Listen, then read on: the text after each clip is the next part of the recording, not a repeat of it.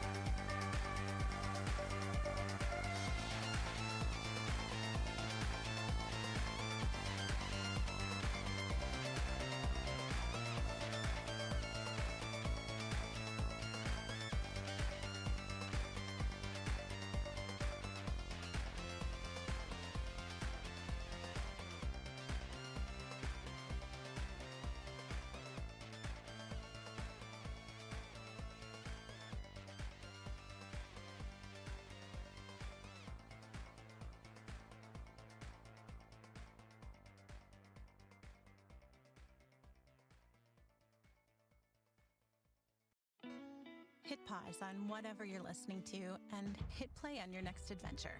This fall, get double points on every qualified stay. Life's a trip. Make the most of it at Best Western. Visit bestwestern.com for complete terms and conditions.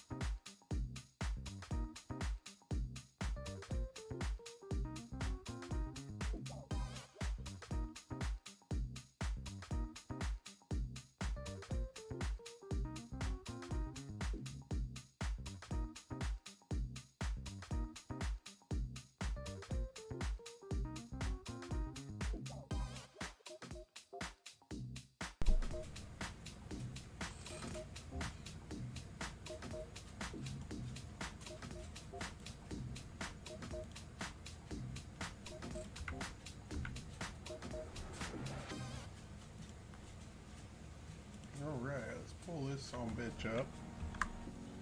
Move some shit out the way on OBS here. There it is. Fuck off. Jeb, are you in the way? I think Jeb's in the way. We'll put him up here. Where would I be without Jeb? Nowhere. Alright, there we go. I got someone popping in a moment.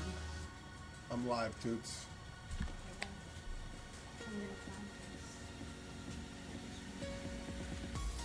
You growing sweet potatoes, sweet potato?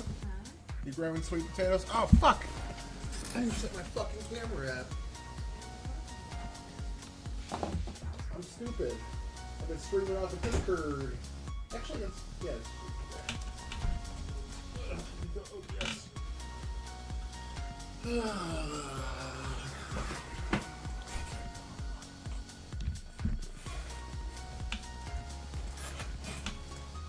Excuse me, puppies. Thank you.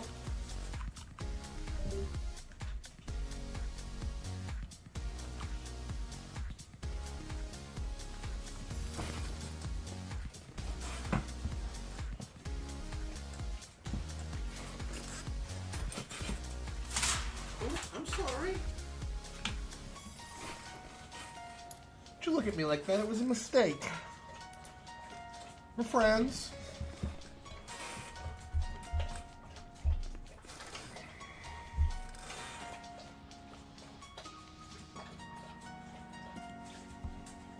I got somebody popping in just a second, then we'll get started. Oh, don't. Oh, dude! The dog drooled on me. Cody! Oh, okay. I forgive you. I forgive you if you're gonna look at me like that.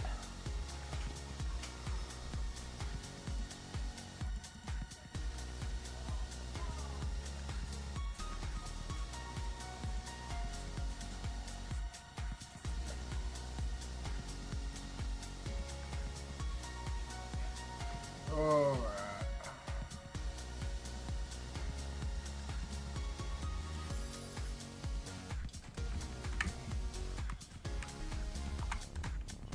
Discord. Oh, looks like I have a few people joining. All right, neato.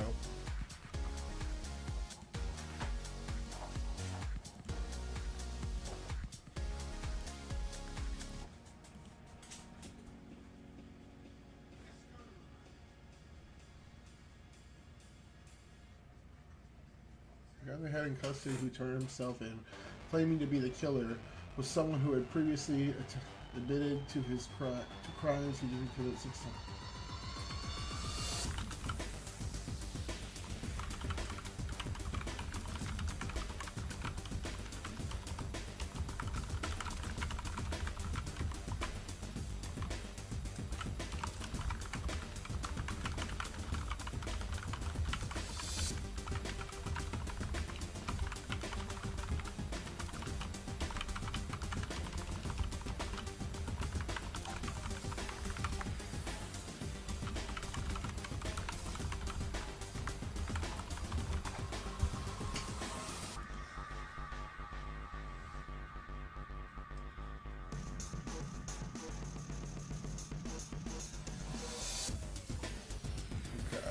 This is a fun intro music, but we need something a little more backgroundy for the background.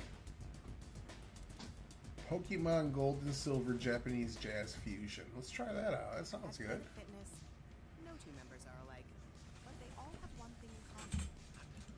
They're all strong. That's right. We're all strong on this planet. Planet Fitness. One more, everybody. One more? Philly your bagel? Of course. Philly your potato, eggs, and pasta. Oh, creaminess. Philadelphia, a creamy touch of magic.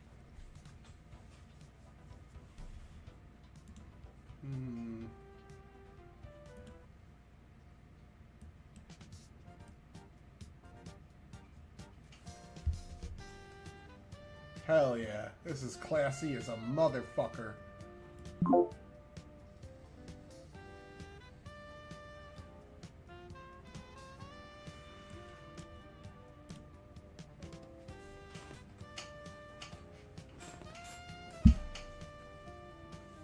I'm a classy ass bitch right now. Can I get you to piss off? Oh, they're coming. That's why.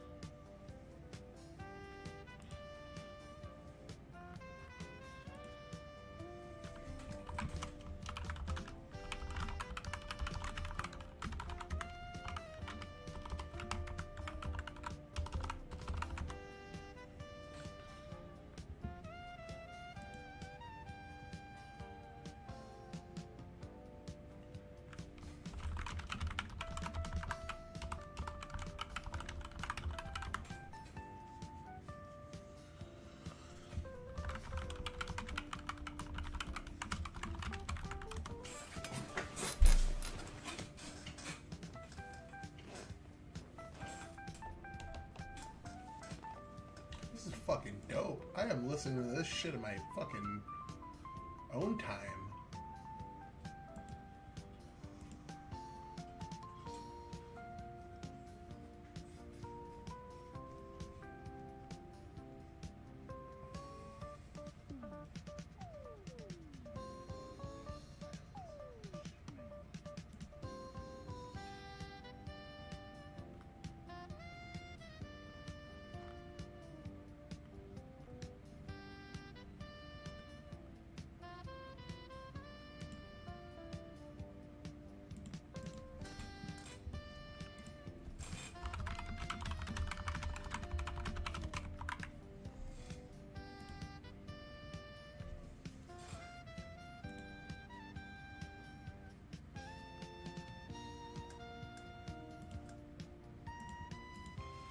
Alright. I don't want to start without people. Let's get the fucking shit up. Let's start researching.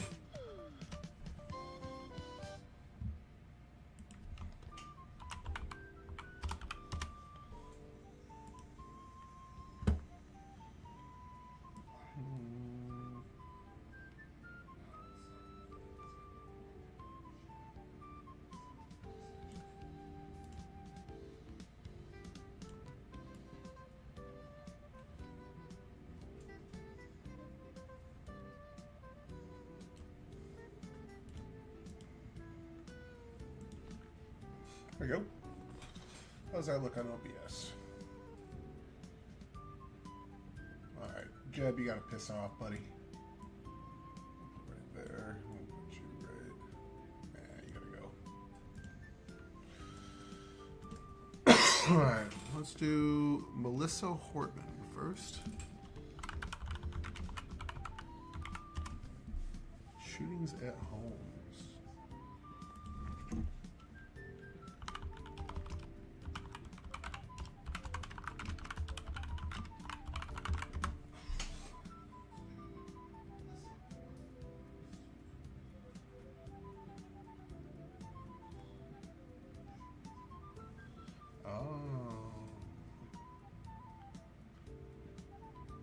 This is the Minnesota person. State official?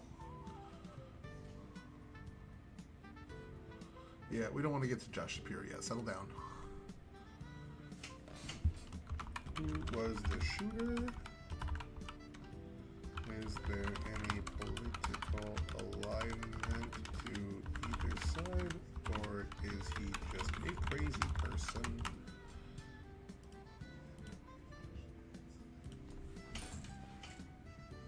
Oh, my puppies are sleeping. Look at them go.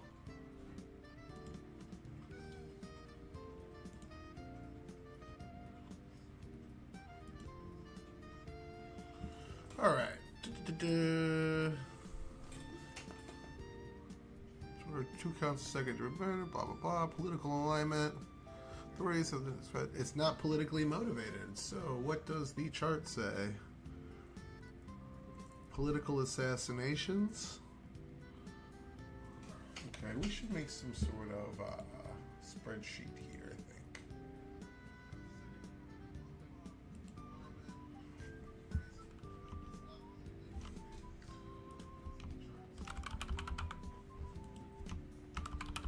Political assassination. Assassination. Assassination. Okay. Political assassinations. Not enough info. Not politically motivated. It will be this category, and we shall put.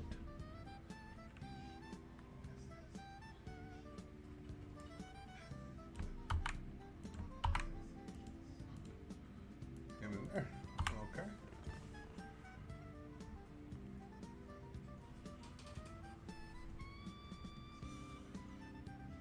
Hit list targeting Democrats, abortion providers, pro-choice activists, indicating a clear ideology against progressive or Democrat figures, suggesting an alignment with anti-Democrat. Though specific affiliations with organizations, political groups, or movement have not been publicly detailed in available information. Get a little bigger. I'm getting old. Presence and participation may vary.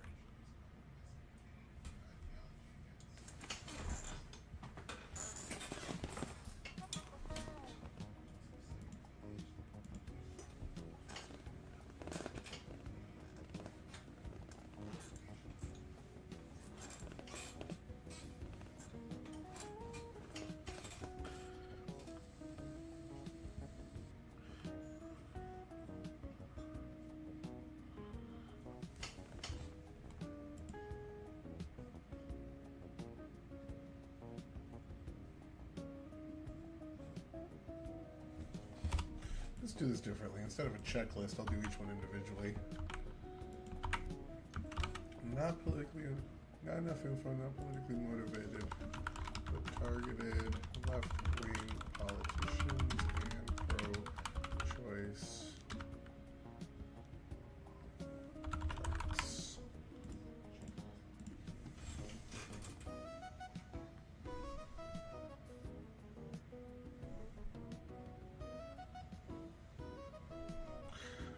Oh, we don't want to talk about Charlie Kirk as much here because I feel like that's capitalizing on a recent tragedy. Let's let his body get cold and some time to pass, and then we can analyze that. But prior to like that, I find it distasteful to speak about these things. Not to judge anyone on that doesn't. I understand multiple reasons why somebody would, but I'm not that person.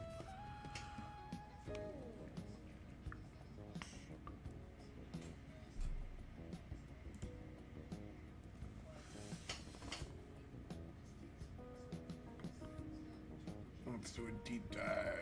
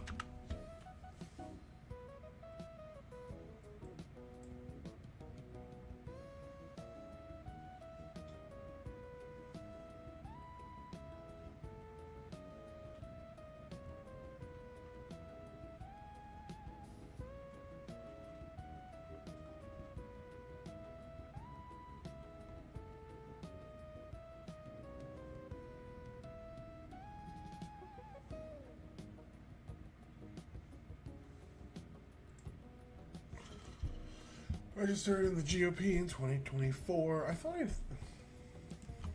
he also used to work for Democrats? I thought I remembered this narrative. Is that true, or am I just imagining that? There's no evidence that Democrats in any affiliation.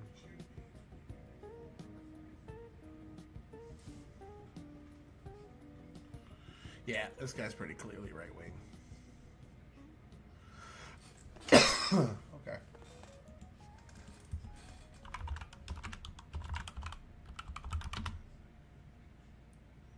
Very religious.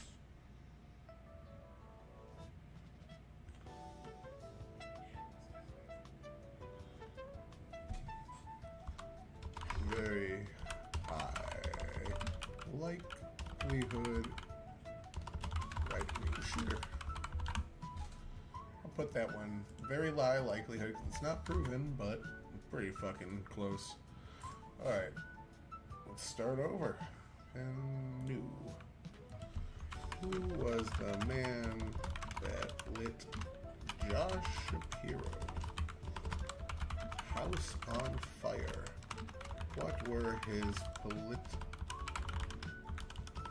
affiliations, if any, and was he deemed to not be?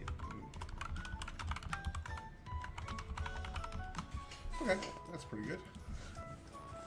That hits all my criteria.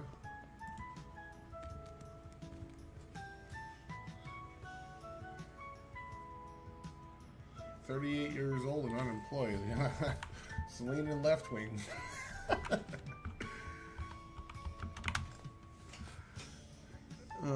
Was arrested and charged with attempted murder, terrorism, and blah blah blah blah blah blah. Authorities say he tried to light that shit on fire. Oh, he was a leftist, from what I'm seeing right now. Anti-Joe Biden, pro-Palestine. Sounds like he was to the left of the Democrats. Which usually people that go to this level of extreme are extremists.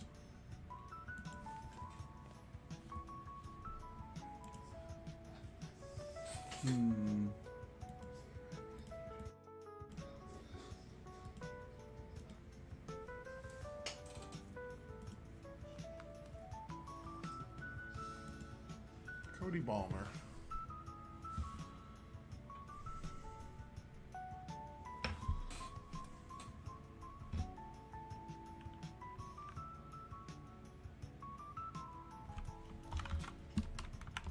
Family described him as mentally troubled, and a suicide attempt took place after a domestic dispute. His mother, including described specifically disorders, was medicated for issues.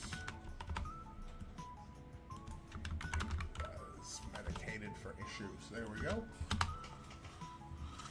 Citing irritable behavior, the police. But he denied any mental illness. His court reporter may have died of.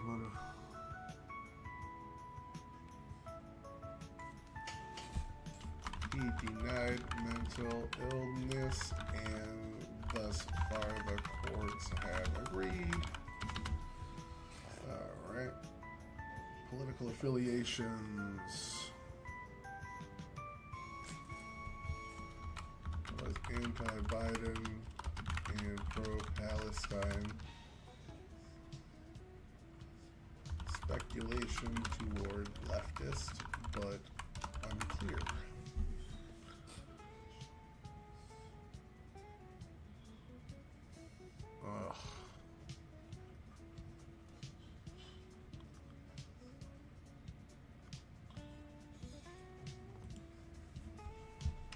Besides pro-Palestine, did he post anything else political or endorse or support any political stances?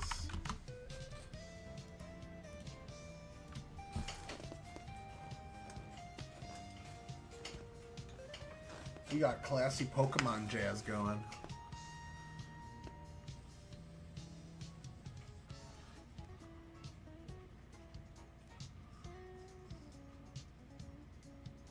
Murky political affiliation.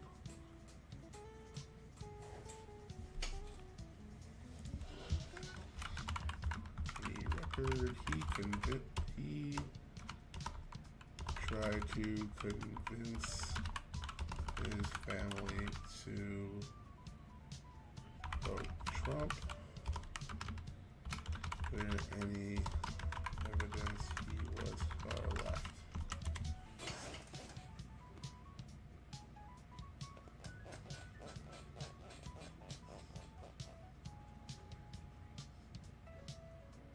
Greg putting in work today.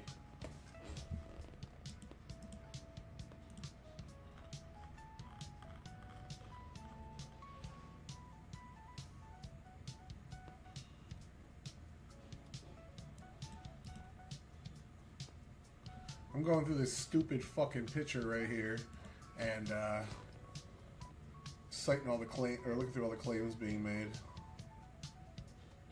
He tried to convince everyone to vote Trump. I saw that. I remember that from this.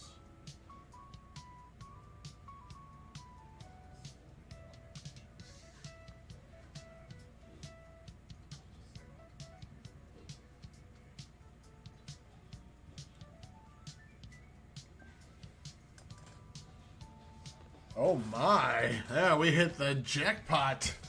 There it is.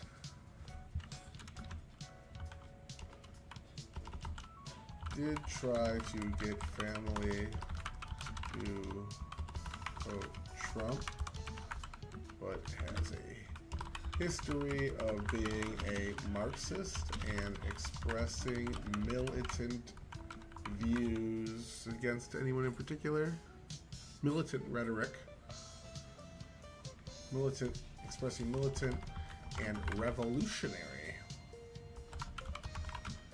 rhetoric. Okay, that sounds pretty leftist. I thought the guy was a leftist. So there we go. There's one wrong. Let's go, Joe. Oh, I've never even heard of this one.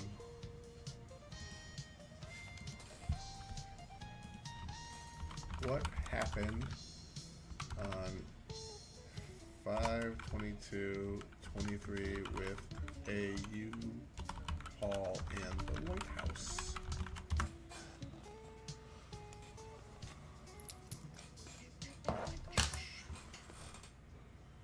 Into the U-Haul, arrived in Washington, D.C., flight to St. Louis. He drove the truck directly to the White House and intentionally crashed into the metal security barriers. Struck 2 pedestrians. Cost $50,000 in damage.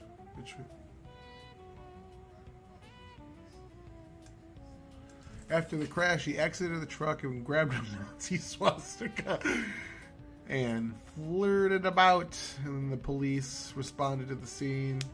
He told investigators that he had planned the incident for 6 months with the goal of getting in the White House, seizing power, and putting charges to the nation while killing the president.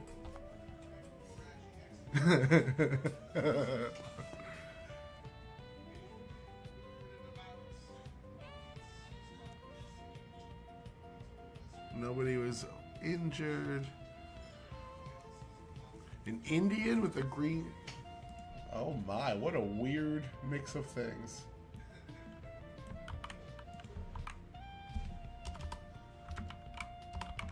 Green card holding Indian migrant who rented a truck, rammed into the White House gates, pulled out a swastika, and started rambling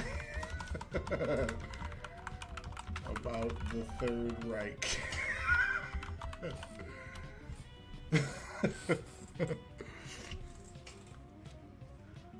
Destruction of property. He was bonded at a flight due to risk concerns.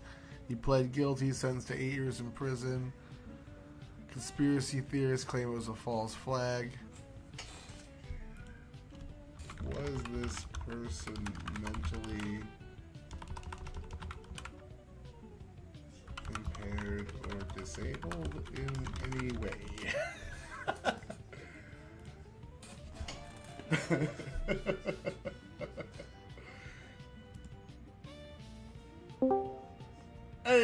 Hey, oh! What's up? I'm just kind of going through some of these that I don't know.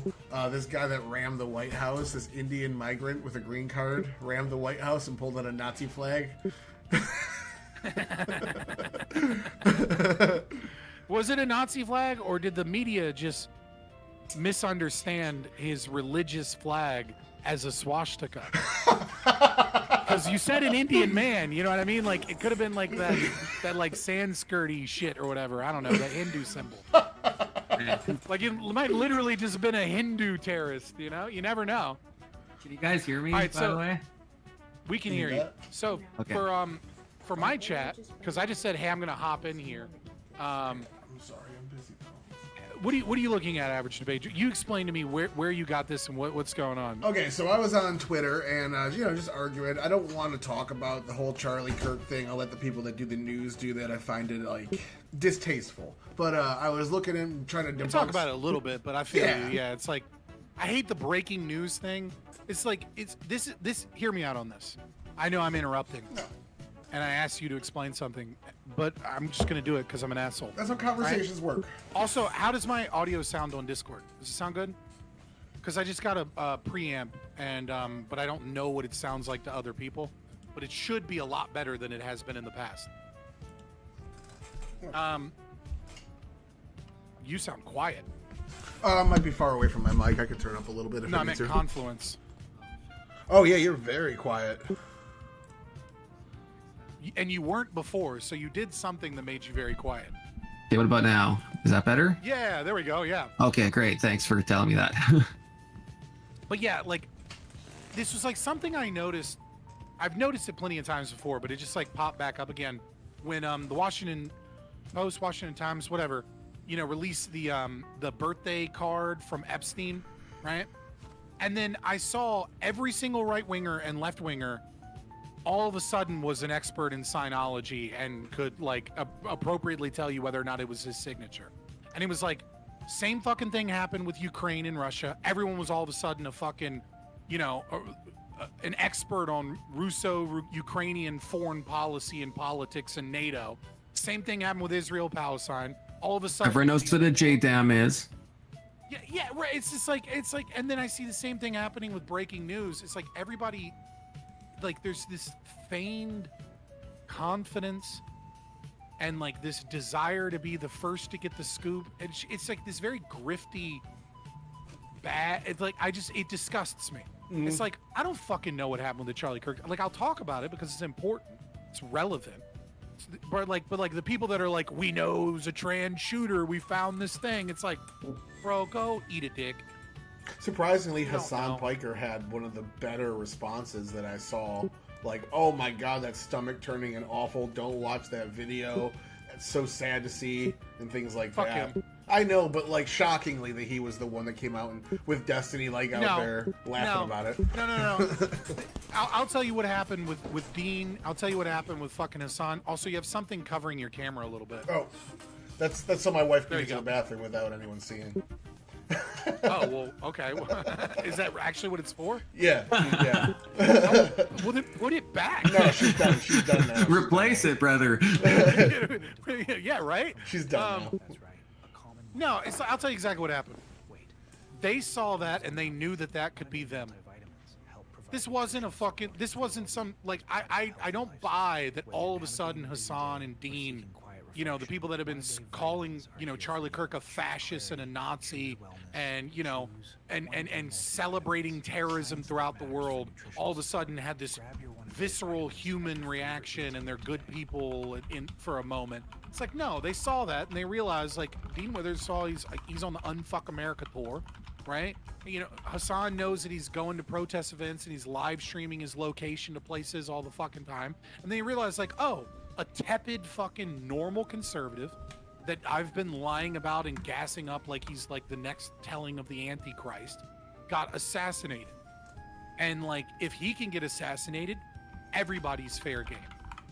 It's not like Jared Taylor got assassinated, right? Like it's Charlie fucking Kirk. He's a boomer con. Was a boomer con. You know what I mean? Like he's not a fucking like. That's Almost it. all of his stances are pretty milquetoast. You see them all on Fox News. You wouldn't see them much on the internet.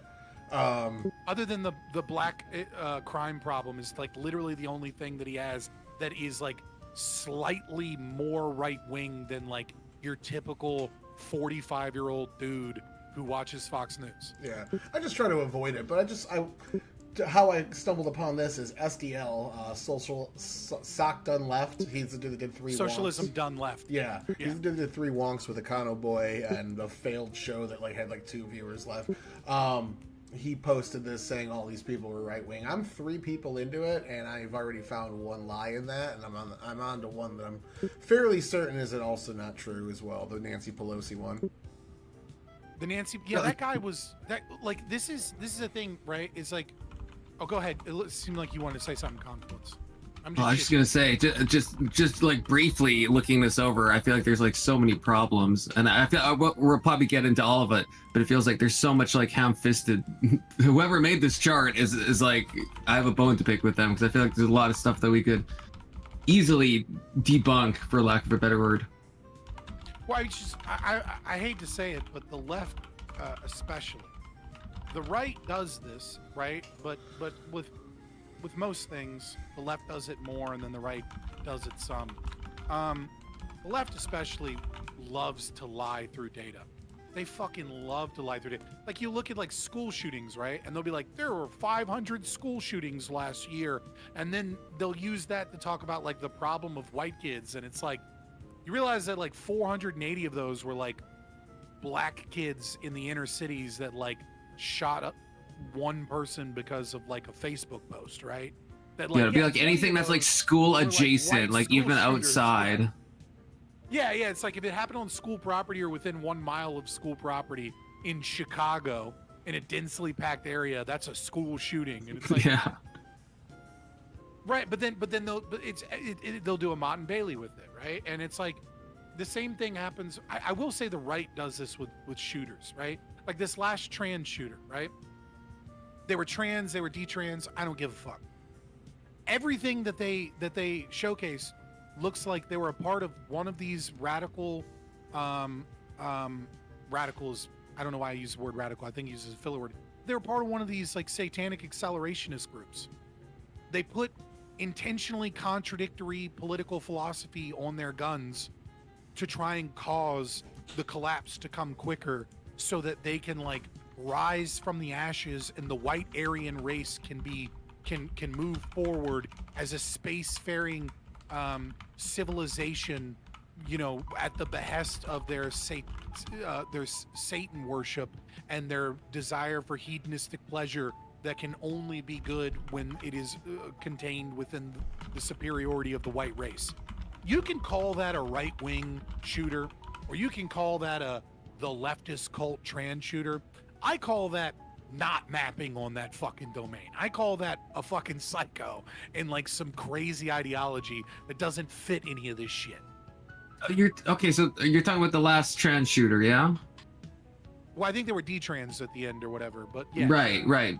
But like, okay, so I guess I'm curious, like maybe I'm not up to date, but like I saw all the engravings on the rifle and all that stuff. Like, to me, yeah, it's radical. They're obviously a lunatic, but it all kind of fit within. I mean, it had like fuck Israel on it. It had like the trans stuff. It had like, maybe it seemed a little too over the top. Like, it almost seemed like a caricature of like a leftoid. But like, was any of it like actually contradictory from like someone who's like a radical progressive who's like also lost their mind? I would say that I don't like to go too deep into online cults. Okay. That being said, go follow. This is the only thing she's good at. No offense, but she's great on this. Go follow BX_on_X. She used to be a Twitch streamer, BX Bullet. She does phenomenal work in showcasing like some of these online groups, like what is it, like 764 is one of them. Was like, oh shit, yeah, 9 or whatever. Like they're like there's a collection of like a lot of these like satanic accelerationists, and like their desire is to cause as much chaos as possible by intentionally causing us to argue about the politics of it when they like like some of those symbols are like shit that I don't quite understand, but like I've seen people that are actually experts on these cults like understand this shit better. So like I just don't want to get into the domain of like guesswork when there's somebody that does a way better job of documenting this shit that I can just point you to. Right, fair. But I agree with you. Like, it seems to be that, like, to what I can tell, it seems to be that those symbols are there so that you will think that. So that, like, the right will be like, it's this. Right. It's like not as even like they believe those things. It's like it's designed. It's like the very similar to the person. I think they were in another accelerationist cult was the guy that went into the mosque and said subscribe to PewDiePie. I was just gonna bring that up. The Christchurch guy. Yeah. Yeah, the It was the Christchurch same shooter thing. guy, Yeah. same thing, right? It was a satanic accelerationist thing. But everybody wants, and then they release a manifesto, and it's like, oh look, they're a third positionist. Oh look, it's a leftist. Oh look, it's a rightoid. Everything in here contradicts. It doesn't make sense. That's the whole point. The whole point is to cause political division, so that like their satanic so that the chaos and the death will occur.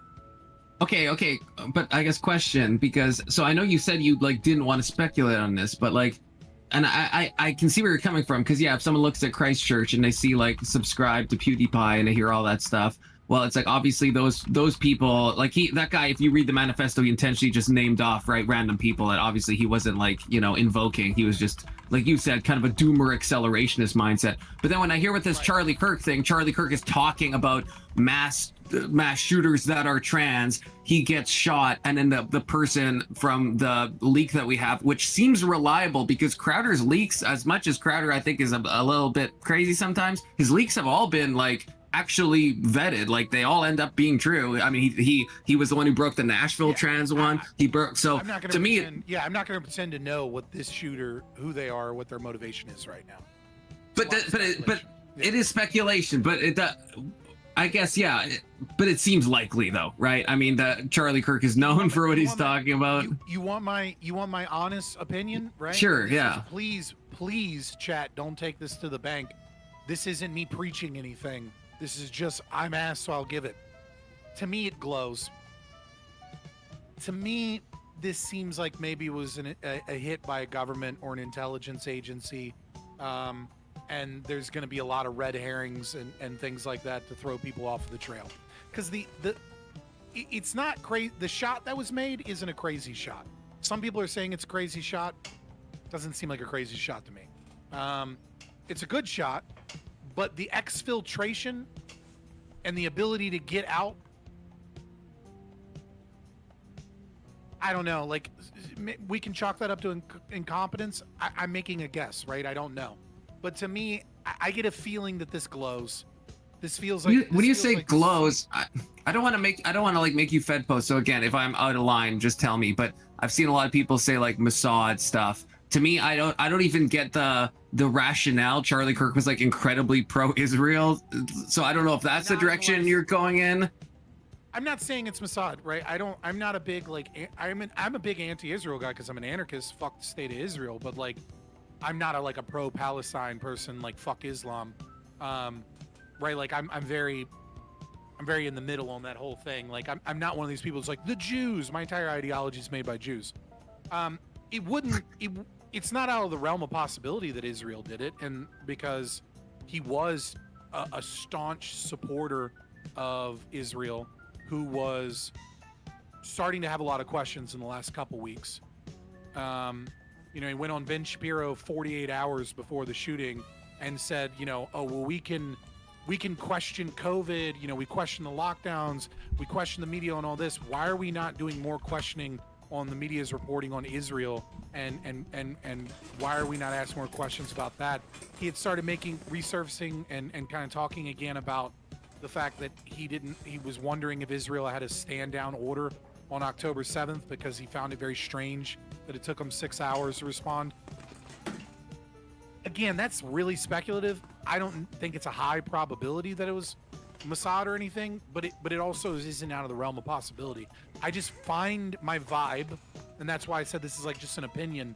Please don't report this as like me saying like I believe this. It's just like if I had to guess right now, it feels glowy. It feels like it glows. I don't know why. That's just the vibe I get. Yeah, fair enough. I actually didn't know his stance had changed. The last I'd seen, he was super pro Israel, but I haven't seen the Ben Shapiro thing you mentioned. Or yeah, he's like it seemed like he was starting to have doubts. And if you were to say Israel did this, why? I'm not saying that Israel did this, okay? But if you were to say hypothetically Israel did do this, why did they do it? Then I would say, if you kill him now, he's a martyr. And you can use him just like Rabbi Shmuley did. The moment he died, he was in the hospital. just giving glowing reviews on how he was staunchly pro-Israel and how people killed him because, you know, of anti-Semitic hate or something, even though the dude's like a staunch Christian. It was very weird, right? But if you wait a month and he turns on you, then the guy who runs Turning Point USA, the guy who is probably the most influential conservative when it comes to voting in elections, is going to be a guy that's now going to be anti-Israel. Right. Okay. Yeah. So you're not saying it again. You're not saying it was. You're saying yeah. You're to frame it. You're saying if it was, if it was Mossad, what would possibly be a reason? You're not saying it was. You're just saying what could a reason be? But there's so many governments and things that we don't know that, like, you know, it's difficult for me to really speculate. So Sure. I'm just going to wait for more information and then probably not trust that information when it comes.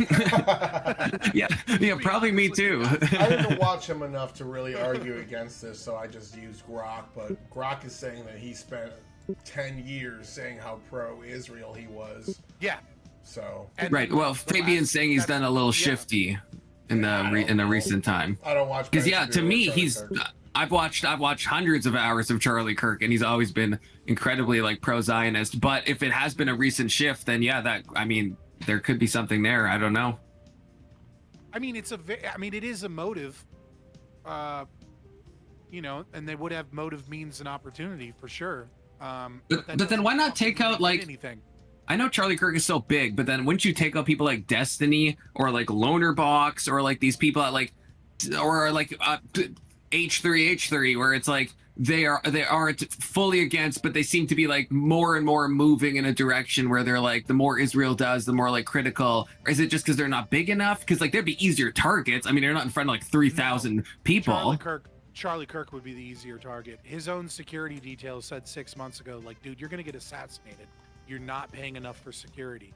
Yeah, but how is that easier than someone like Loner Box or Destiny? I mean, Destiny has no security detail, right? He's fully doxxed. Anyone could just go. Yeah, again, you make a good point, right? I don't know. You know what I mean? Like maybe. No, I need to know what Mossad thinks. Okay, Fabian, you have to tell me. Right, you know what I'm saying? Like I don't fucking know. Like if you gun to my head, give me a percentage chance that it was Israel, I'd say 15%. That's like my level of like. Does that mean 85? You think it was like an au naturel, you know, grassroots shooter, or do you still think it glows for the other like 85%?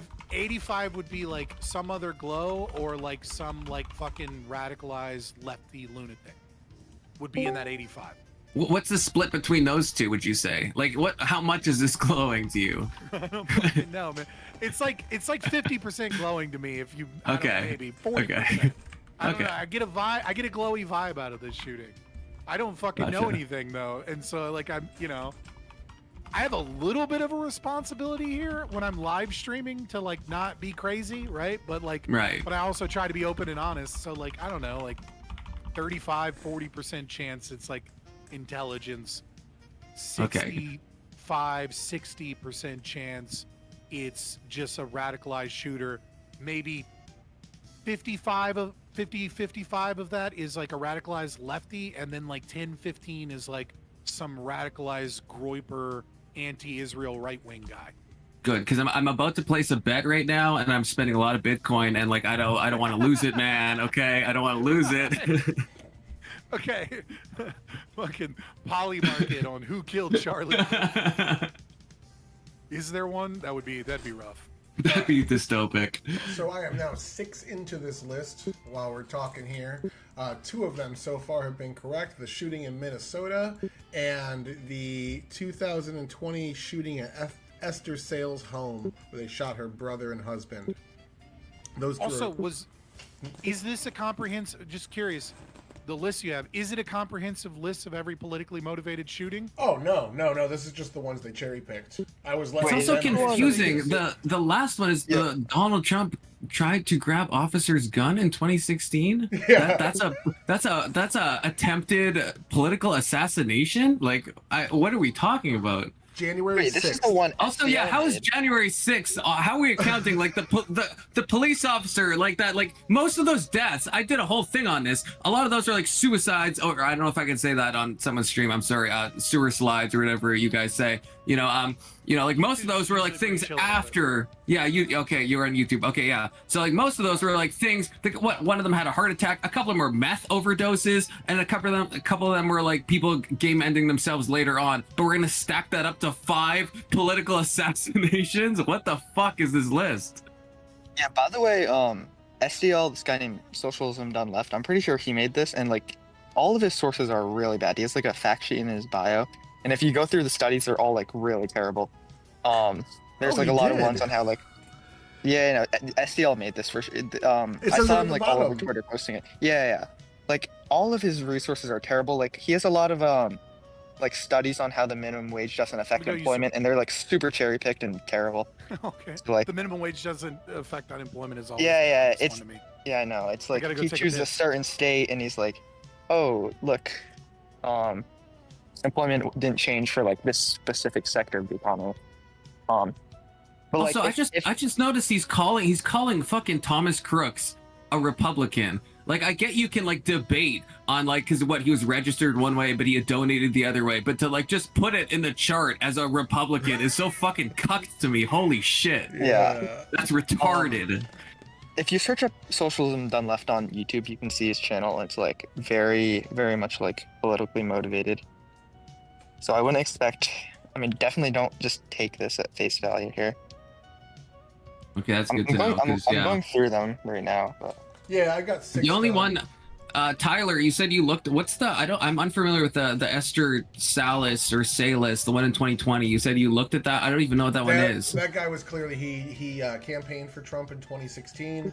He was suffering from some terminally ill disease that he said was painfully killing him. He wrote like a massive manifesto that like a lot of it was gibberish. It was like 1,700 pages autobiography he wrote, where he called his mom a Nazi witch and things like that.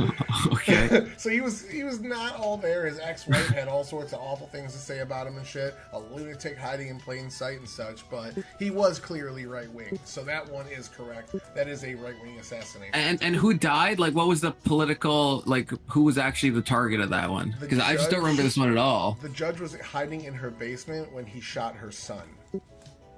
Okay. So her son died and her husband got hit. Okay. Maybe died too, I don't know. I mean, there's a lot more political violence. I just love that. I just love that. I don't know who you are, hamsters. I love you. Were like, what's up? If you look up Socialism Done Left's YouTube channel, you'll find there's a lot of political bias there. Yeah. It's like, no shit. Like, no, I mean, I saw the offense. Socialism Done Left on the bottom right, and I was like, I don't trust this too much, but all good. Who would have thought a channel named Socialism Done Left might be political content that may or may not be biased towards the left? Not at all. He's one of you people, you anti-government libertarian sorts. Yeah, he's clearly an ANCAP. I debated him, I don't know, years ago, on like some economic shit, and it was just like, oh, it was very clear very quickly. Like, oh, this guy is never encountered. Oh, I meant Socialism Done Left. I was just like, oh, this guy's clearly never encountered Austrian economic theory. Like, it's really interesting when people are like, yeah, I'll debate econ with you, and then it's like, oh, you've never read in Austrian. like, I mean, that's fine, you know. I mean, we can, but like, that's crazy to me. Like, it'd be like if I debated somebody on econ and I'd never encountered any Marxism ever. You know what I mean? Like, that'd be, maybe you should prep that. You know what I mean? Maybe you should read a little of that before you go into it. I'm gonna go grab another drink. Wait, is SEL a post-Keynesian? Do you know? Oh, he left. I don't know offhand. I've never really watched. Yeah, no, me neither. I just argue with him online. Between the two of you, the just for my edification, the Clementa Pickney, is that the Charleston shooting? Because I don't recognize the name, but the date lines up, and I feel like I don't remember another mass shooting at a church where 9 people died. Is that the same as the Charleston one? Yes. The Antifa one, or Or are you talking about something No, else? the- No, it's like a white supremacist. He shot up like a mostly Yes. black church or something. Yeah, okay, Oh, that is yeah, that that's one. right. He's the list is done weird because the list is done by the victims, not by the shooter. So it makes it like you're like, which is like I kind of get that. Like let's. spread It makes the it victims' respectful, names, but not a the lot shooter. harder to parse. Yeah, but it's like you're like I don't. Who the fuck is this person? I don't know. Oh, it's this shooter. You know what I mean? Yeah. I don't know. Okay, so that guy, at least we know that guy was definitely like a white supremacist, right? The Charleston one, from what I remember. I don't. Was there Yeah. any? That was a politician that he killed. Who is that? Here, you He can shot up probably find them all a on black Wikipedia. church. Yeah, I'm not sure He what wasn't the. targeting a politician, but it was a politically motivated because white supremacy is politics. Oh, that's what I was wondering because I don't remember any political angle with that one. I just remember it was like a hate crime. But I feel like if you can't include every hate crime into a political chart. You know, You can't. Hamster. I'm agreeing with you. This is kind of yeah. This I don't know if I trust this guy. Whoever Yeah, made this. I don't know. I I don't mean, know if I trust the guy named Socialism Done Left, whose profile picture is a hammer and a sickle. Sorry, Yes, a hammer. something's just giving me bad vibes. I don't know what it is. Something feels off about this. He was not in he was a politician in his past life, but he was no longer in politics. He just happened to be somebody at the church that used to be a state senator. That's it. That's what he's saying is a political assassination.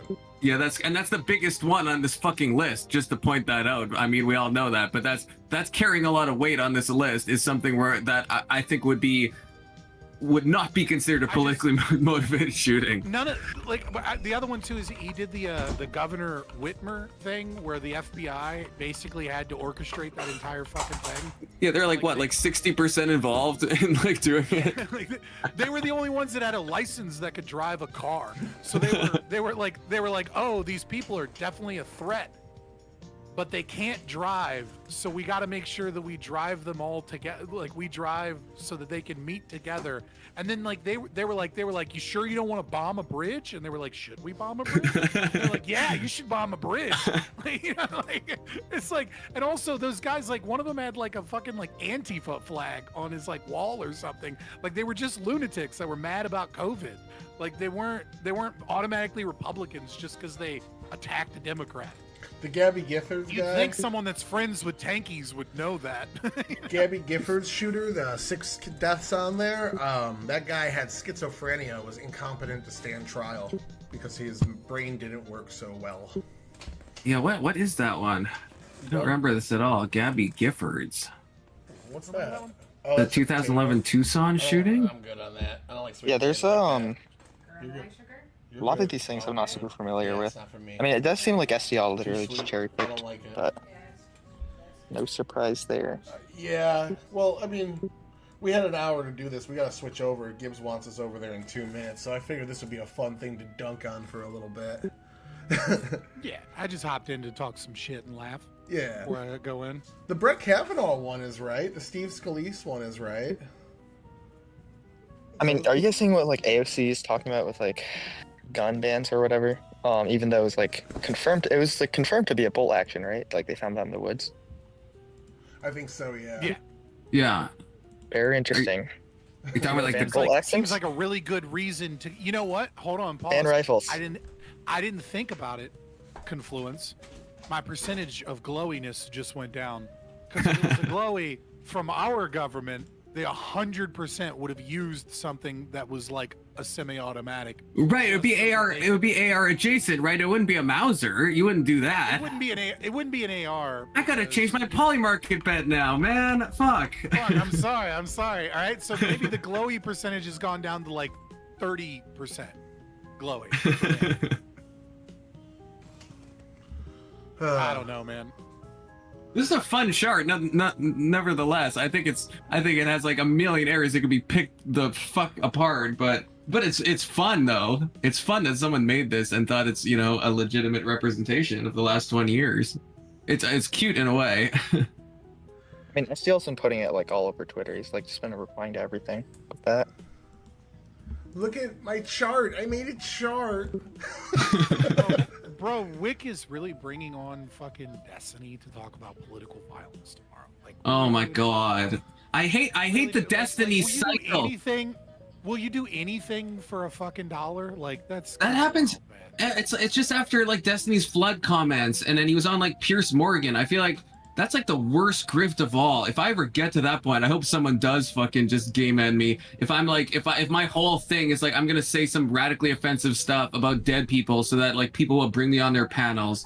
Like holy I mean, Christ, that's dark. Destiny does this with like everything. Like when he was getting the pedo accusations, he was like fully playing into it. Like he does. I don't know. It's kind of like his personality. He doesn't really sure. Yeah, but when it comes to like dead people, there's like a line, you know, like okay, the pedo stuff, that's about obviously. himself. So it's like, hey, that's fine. If you want to like, it's kind of like the Mr. Girl thing, you know, it's like, okay, Yeah. maybe it's kind of funny in a way. It's, you know, it's like good for the spectacle. But when it comes to like actual living people who are no longer living, it's like, to me, I just like, it just seems sociopathic to me. Maybe I'm just like, don't have a No, good I sense mean, of humor, but I don't fucking know. I think that's like kind of Destiny's audience, like sort of this like edgy liberal base. Yeah, I mean, I used to watch the guy until stuff just got too out of hand with the fireman that was shot, and then just like it just seems like every event is just like the worst takes imaginable that I just like I can't do it. I used to see him as like a reasonable guy on the left, and now I'm like, nope, not anymore. Prime started- Destiny, yeah. Prime Destiny was crazy. When I started doing this 3 years ago, I wanted to talk to Destiny. The first person I got on this fucking debate with was Pisco, and about 6 months later, I was like, I don't want to talk to any of those people. They're all awful. You're like everybody in DGG is crazy. All of them are I wonder awful. why the guy whose entire business model is drama farming and then bringing on girls he wants to fuck to either give a career or then ruin and call them BPD a bunch. I wonder why his orbiters might not be fun to talk to. Accounto Boy, for the part, is the only one out of those people that, like, seems like a decent dude.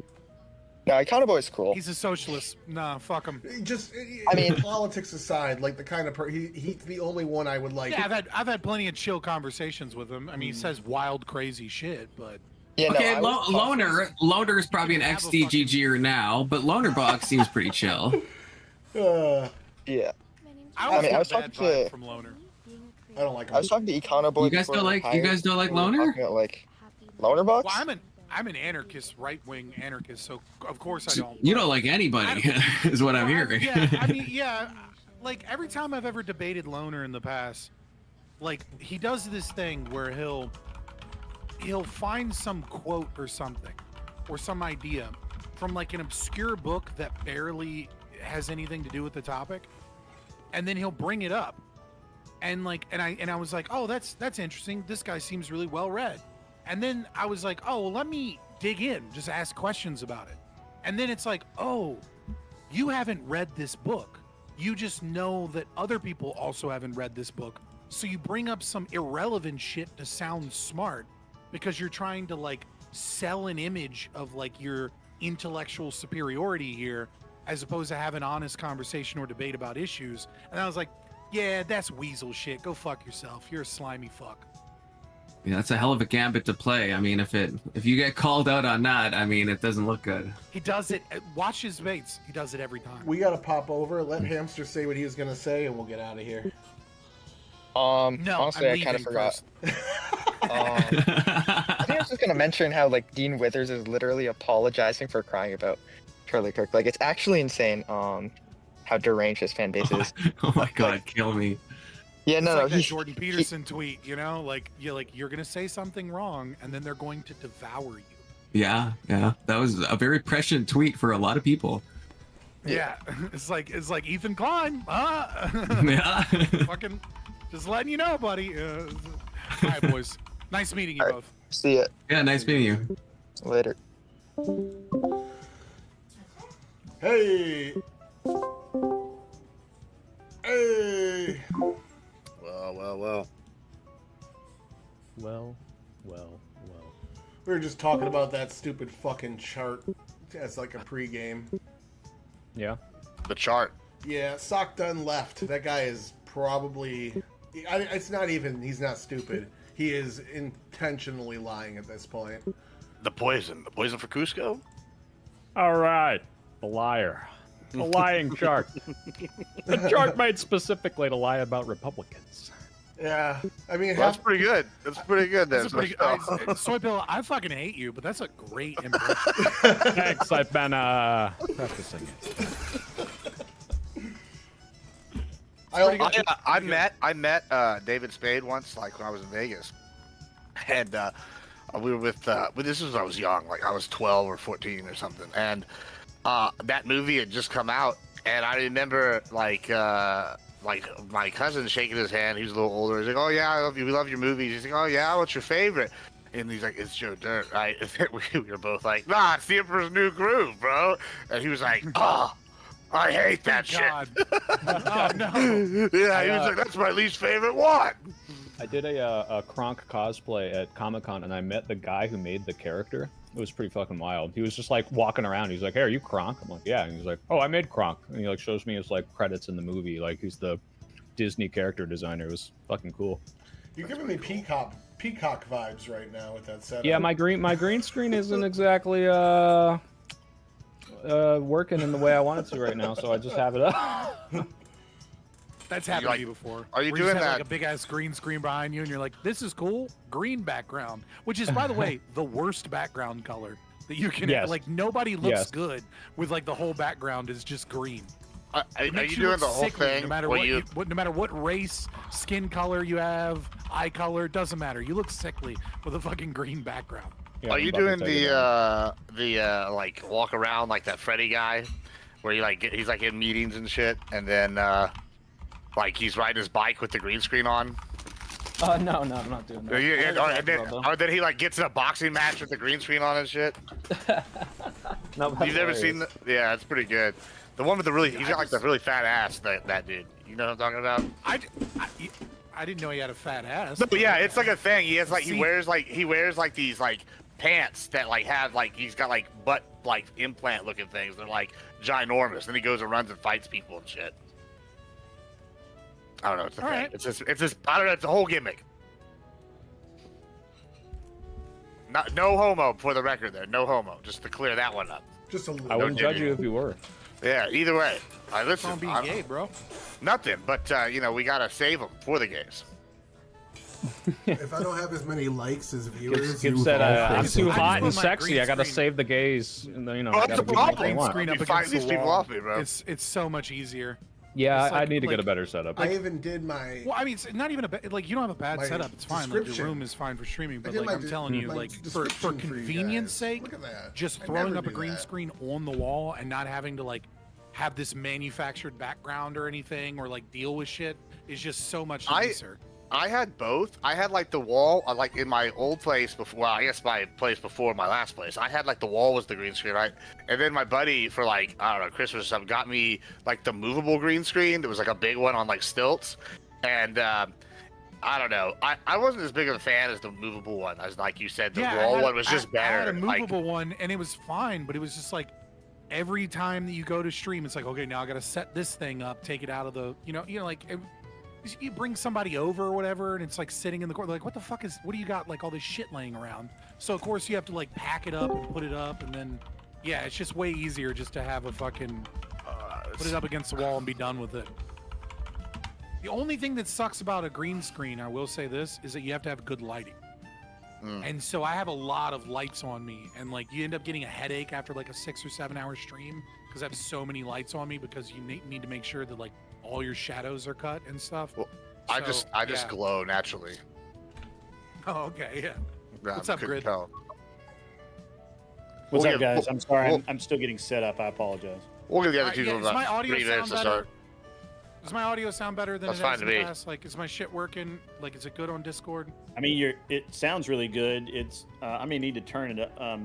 I may need to turn it up a little bit on my end, but I don't know how my speakers on. Yeah, I mean, it sounds fine to me. Alright.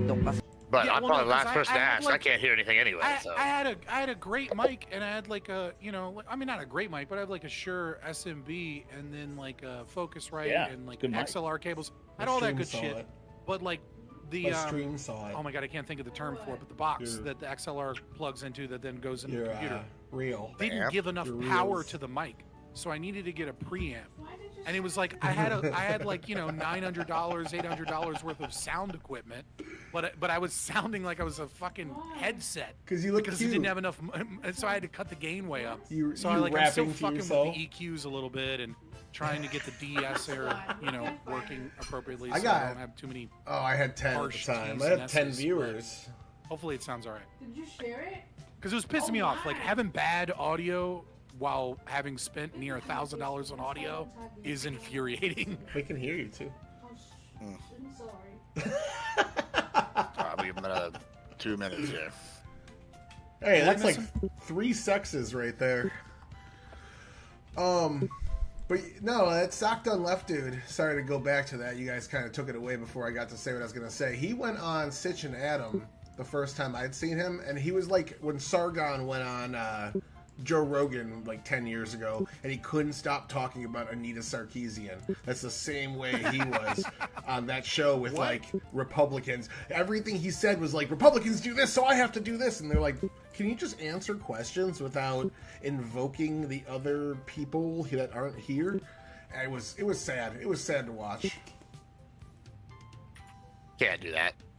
That was I don't know. I don't like talking about people's old content because I have bad old content too.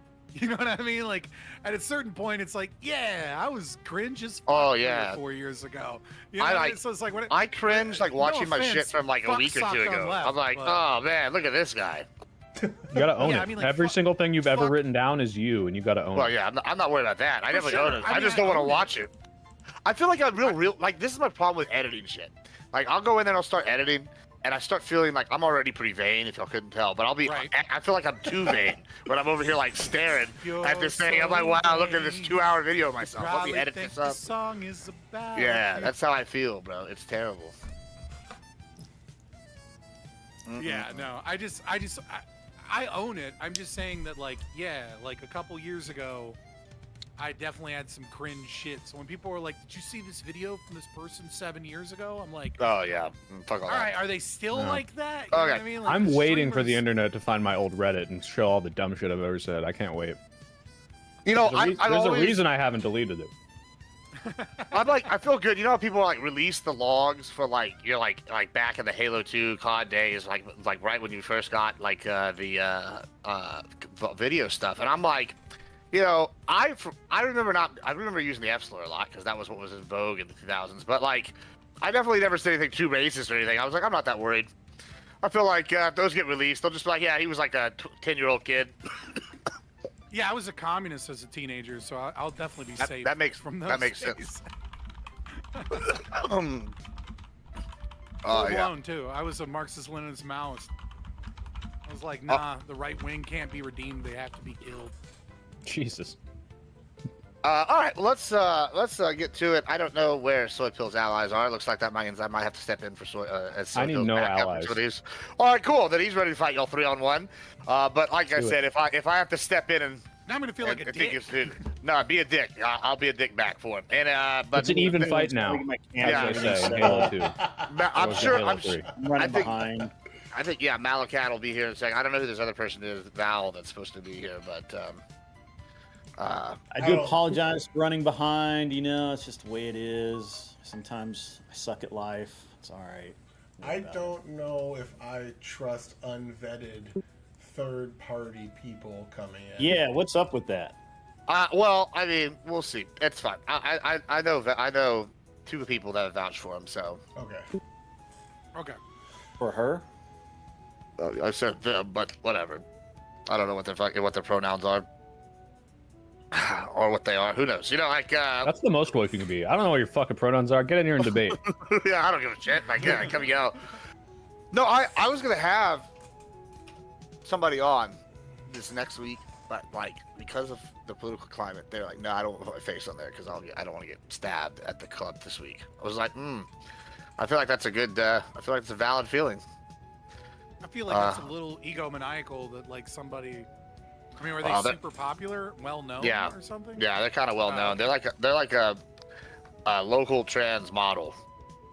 Oh, okay, okay, But okay. and they're like a liberal where they're like, mad well if you. known, but not in Yeah, that and they're- thing. But if they went on, But and yeah, put their and they're face also up like there, a liberal that's like pretty like almost progressive, but they're like mad about how like issues have been framed. So I thought it'd be kind of an interesting like perspective, like because they're like, oh well, you know, we would just left this alone, that would have been great, you know. But instead, now people think we're over here doing X, Y, Z, and like it's like not what I thought. It would have been a good panel, but you know, I feel like I wonder how many people. I wonder how many people are sitting here and they're just like, you know, like young millennial right wingers that are just like, dude, I just wanted to play video games, you know? Yeah, I really feel bad for this person because like they got like over like $1 million worth of surgeries, right? And like they look like a supermodel. And they basically were like, you know, when I started getting into it, I wanted to do, you know, I just wanted to like be what I felt like I was inside, and then just like be left alone. And it's like all this attention's been drawn, and it's been like I get a lot of backlash, and like you know, I don't want to get beat up. But now they're like, oh, because Charlie Kirk thing, and he talked about trans people, some Republicans probably gonna stab me while I'm out after if I go on your show. I was like, I hope not. I don't think my reach is that big, but you know, I feel like it is volatile times right now. I do love that. That's a crazy compliment. Gives the idea is like, well, hold on. I mean, if I was bigger, yeah, but I'm a small channel, so we're not going to incite trans hate. Listen, people are like, you know, I mean, it's a real valid thing, man. You know, you gotta watch out. Like, no, it's just funny that the reassurance is not, no, you're safe. It's I'm not big enough for you to not be safe. Well, yeah, I don't have enough schizo. I mean, like I've dated a girl that turned out to be schizophrenic, and like when she started telling me the colors that I was wearing on my shirt, with telling her that I was trying to do stuff, or like I was like, oh, and then like the TV was doing this. Bail, bro. I was like, this is not good. Like it's time to be out, right? Like. So like, okay, you know, but tell the truth, Gibbs. You didn't go out right away when you heard that. You waited a few weeks, and you're like, toe in the water. You were like, and then you she bailed. actually resolved the solution for me by doing some real crazy stuff, and I was like, oh, perfect. I have an excuse now. You know, you stole my truck, and I was like, well, easy peasy. Now I can break up with you. But anyway, let's kick this off. Welcome everybody to Give Me a Break, and we are doing oh, hold on, they're coming in now. Any channel, any VC. We're doing Give Me a Break today. We're talking about why the Dems love modern slavery and all the insights to that. And we have some people here that agree with that and some people that obviously don't. And it's going to be a good time. So first, we're going to have everybody introduce themselves, tell us who they are, what they do, and then we'll come back around for intros. Start us off with Average Debate Enjoyer. Name's Average Debate Enjoyer. Go by Tyler. You can find me on YouTube and Twitch doing that. And we're giving stance, quick overall of stance too. Sure, go ahead. Let's do that. All right, fine. So I think maybe the panel goes a little bit too far in legal slavery. I think it's better to say legal indentured servitude. That's probably a closer fit. The reasons why we're going to go over, but extra seats when delegating House seats through the Congress, extra money going to your state, and if we look at the promises of the Democrats when they run for office, those people that are yesterday's second-class indentured servants are going to be tomorrow's voters if they give amnesty to all of them as stated. So we're going to go over all that tonight probably. All right, fantastic. Thank you very much. We got Fabian Liberty. Yeah, I'm Fabian Liberty. Just Google me, and I'm on YouTube and Twitter, Fabian Liberty. Yeah, I am an anarcho-objectivist. I mostly do like interviews, debates, and reactions from that perspective, and talk a lot about political philosophy and stuff. So my definition of slavery that I wrote out, this is me. Any system that forcibly takes the product of one's labor or property, or compels a person to act against his will, is a form of aggression that negates bodily autonomy and reduces the individual to a state of servitude.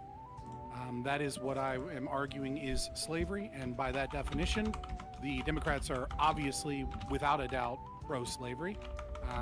The arguments that I would give forward towards that would be that taxation is a form of theft and coerced labor, that the welfare state is a dependency trap to create slaves. Democrats love regulations on property and thus on people's autonomy. They have historically always believed in these things, from the New Deal, the silent generation forward. They are uniquely for gun control in a way that the far left and the right are not, as a means of disarming the slaves that they have created. Affirmative action, diversity, equity, inclusion initiatives, and things of this nature is a form of coerced inequality. Public education is a system of indoctrination that is designed to pacify and indoctrinate their slaves into liking their own slavery. Healthcare mandates, insurance mandates, and things of this nature are absolutely a form of slavery that require the labor of coerced labor of doctors and insurance providers and people that are forced into those systems. And labor regulations in LRB and things of this nature make slaves both of the workers and corporations, and is a form of corporate bootlicking designed to help large corporations. That is also designed to maintain power and their system of slavery. And the last one would be, it needs no explanation, eminent domain. Right. Thank you so much. Grid. Yeah, I'm Grid One Motorsports. You can find me at An Unreasonable Man on YouTube, Twitch. I even have a Rumble that I don't really use much, but you can find me there. I'm also on X and some other places, but I don't really. I guess I'm just not a social media kind of guy that way. But I really appreciate you having me on, Gibbs, and a chance to have the conversation that we'll have.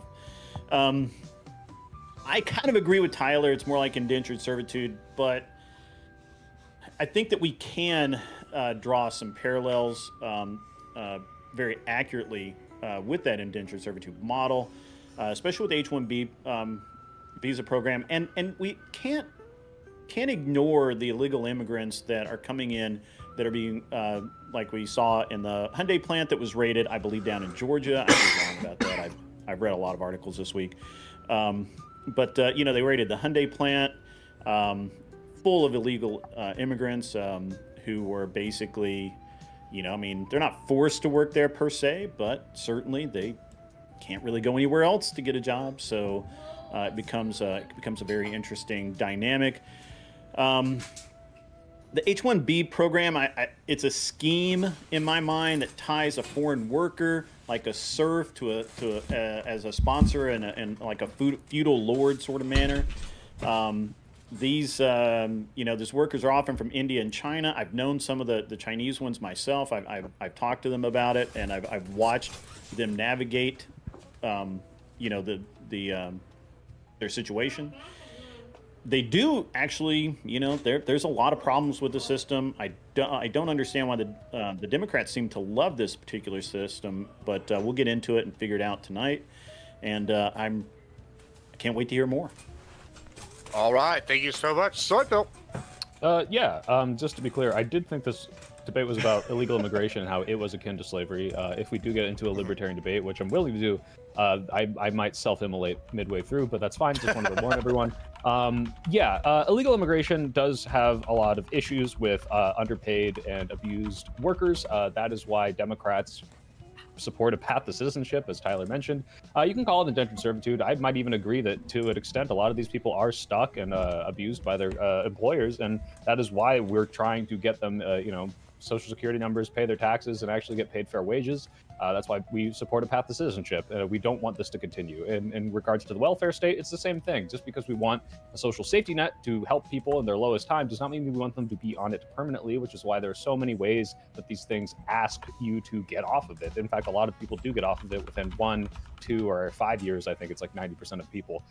So, for example, any sort of unemployment saying, hey, are you looking for a job? We're trying to get you on a job. Now, to be fair, it's not very good, and I wish it was better. But the idea that we want to keep them like this, reliant on the state, or keep them indentured and illegal immigrants is very weird to me, because I just don't think that is at all the platform of the Democrats or ever really has been. We don't want that. I don't believe the Democrats support slavery. We're not the Democrats of the 1850s. Thank you so much. Yes, and don't worry, those are going to be the two main focuses, or at least that's my plan. But we'll see how the combo goes. Let's go to our newest guest, Val here. Welcome into the panel. It's good to see you, Turtle. Go ahead and Tortoise. Give us your Tortoise. It is a tortoise. Yes, my bad. I should know that. Give us your where to find you and what you do, and your opening thoughts. Hi, I'm Val or Valerie. I guess I'm like I don't really know. I used to do some YouTube stuff, but I'm mostly around on like Discord and whatnot. I was kind of asked to fill in for another person who was here. Mostly what I do is I like do reading concerning philosophy and a lot of different like moral reasoning, and then I do some like political commentary here and there. Fantastic. If you really want to find me, I'm like Blunk Politics on Twitter, I guess, but I don't really post there. Okay. What are your opening thoughts on the subject? My opening thoughts end up being so there has to be like a really large equivocation if I'm to take the statement that it is essentially like modern day slavery what slavery means. I don't think that's what we want to be encapsulating whenever most people are trying to talk about, though. I guess people trying to make their decisions and their reasons based on what's the best economic choice for them. If we want to have conversations, like I'm sure Fabian Liberty and I could probably find like common ground on things like the unfairness of the system and whatnot. We can have conversations about that, but that does end up being quite different from the ownership of people and the consideration of them as property, or similar to like cattle and whatnot. These people are afforded rights, and in fact, I think probably under the Republicans, they end up being afforded less rights, treated more similar to the cattle of the similar slavery moral status. And so I don't really end up having much agreement on the proposition, but I don't know. I think it'd be an interesting conversation either way. All right, thank you so much. Yeah, let's get like Soy Pill kind of alluded to in his opening. Yeah, I do want to maybe focus more at the beginning, at least, on the illegal immigration and the some of the welfare state kind of situations that we have. I think maybe we can go into the eminent domain later. I think that's also just went with the prompt. Yeah, no, you're fine. No, you're fine. I mean, I think I didn't even think eminent domain when we started this, but I think that would be a good addition to it. But yeah. You know, Soy Pill, you opened up with the what's not the Democratic Party of old when I famous lines, who's gonna pick our cotton, who's gonna pick our crops, and then who's gonna clean our bathrooms. That's been uttered by the Democrats of old and the Democrats of today. It seems like they're worried about the slaves. Yes, so I did want to address that. So that is a line that's often coupled with the illegal immigration topic, and it is true, the idea that if we just were to mass deport all the illegal immigrants, one, it would be incredibly costly, and two, it would be a huge hit to three big industries: construction, agriculture, and restaurant workers. Now, the idea that like, oh, they're doing the jobs no one else wants to do, and then you add on the implication being, because not a lot of people have this nuance, so you want them to be underpaid. That's why people don't want these jobs. Keep them in these jobs because they are supporting our economy on all this like fucked up, damn near slave labor. I don't think is nearly borne out when you look at what the Democratic Party actually advocates for, which is, hey, we do think these people should deserve better wages. We do think that they should get the Social Security back that they're paying into with their stolen tax numbers or whatever. So we should legalize them, naturalize them, make sure they get fair wages. And if these industries can't survive without paying people sub-minimum wage wages, then they shouldn't survive, or they should be regulated out of existence, or seized by the government or something. So yes, I do understand the sentiment of, hey, look at this, you guys are claiming that we need to keep these slave classes working. I don't think that's the end of the argument, because the Democratic Party advocates to not keep them as a slave class. But well, I mean, so the Democrat Party, am I wrong in saying that they were unhappy that the Hyundai plant in Georgia got raided and ICE arrested 475 people and is set to deport those people? Yeah, I think they're unhappy about it, yeah. Okay. So those people were mostly South Korean nationals flown in by Hyundai. They didn't come across the border. They're not what you're talking about. They're not people who came here for freedom. They didn't come here for a better life. They were hired in South Korea to fly across the world and have a fucking job.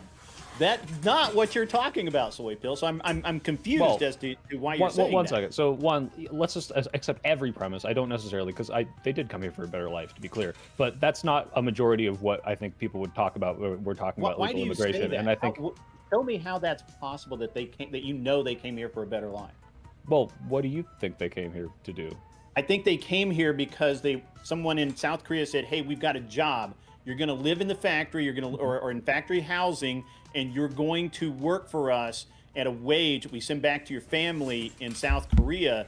But there's no route to citizenship. Oh, okay. Excuse me. Just to be clear, I'm not claiming when I say better life, I don't mean they came to America to establish themselves as Americans and invest in this country. I mean they saw this as an opportunity to improve their lives. That's why they would do something that would underpay them or treat them poorly or break the law in such a way. Not hey, they're clearly here to invest in the country. I don't know that they understood they were breaking the law because they don't. No, they may very not possibly not. But the point of contention is not that specifically, though. What I'm trying to say is when I'm talking about illegal immigration writ large, like, yes, this is one example of it. I would say the Democrats' problem with this is either one, if everything you're saying, if we accept it, they don't understand that this is like a very different exception of a specific company flying in illegal immigrants to abuse the law and not, hey, people who came here overstayed visas and then are, trying to work and make a living and we should naturalize them. But can I? Oh, go ahead. Well, can I just? Can I accept your premise? I would like to accept your premise. And actually, can I just expound on this really quickly before it escapes me? So here's the thing: Georgia Democrats called it politically motivated fear tactics. That's a quote.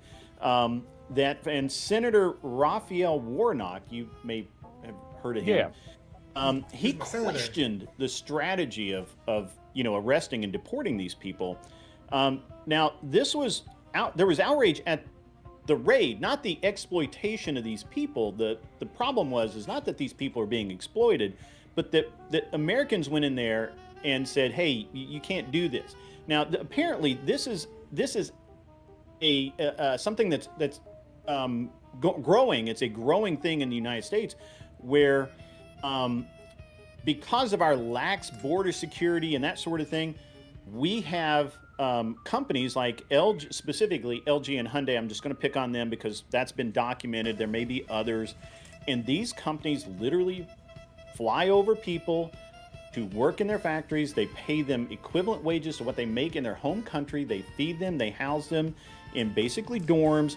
These are equivalent to slave cottages in the ancient South, and that you would have a problem with. This is exactly slavery. This is exactly slavery. I don't care if they're getting a minimum wage. And so I would. Oh, okay. Go ahead. I'm sorry. No. I mean, trust me. I'm going to being talk paying too minimum much. wage and voluntarily working it, and you find it to be They're equivalent not to paying slavery them morally? minimum wage. Well, They're so not. They're this not is. Well, you said you what I don't was care gonna if it's say minimum is- wage. Val, hold on a second, Val. Yeah, Oh, yeah, go ahead. this is Sorry. this is going to be one of the areas where I would say that this is proof that also the Republicans love slavery, because what you were describing. I was going to ask at the beginning, Scott. Is the enslavement. Huge W. You're describing the enslavement of the factory owners and the businessmen for Hyundai.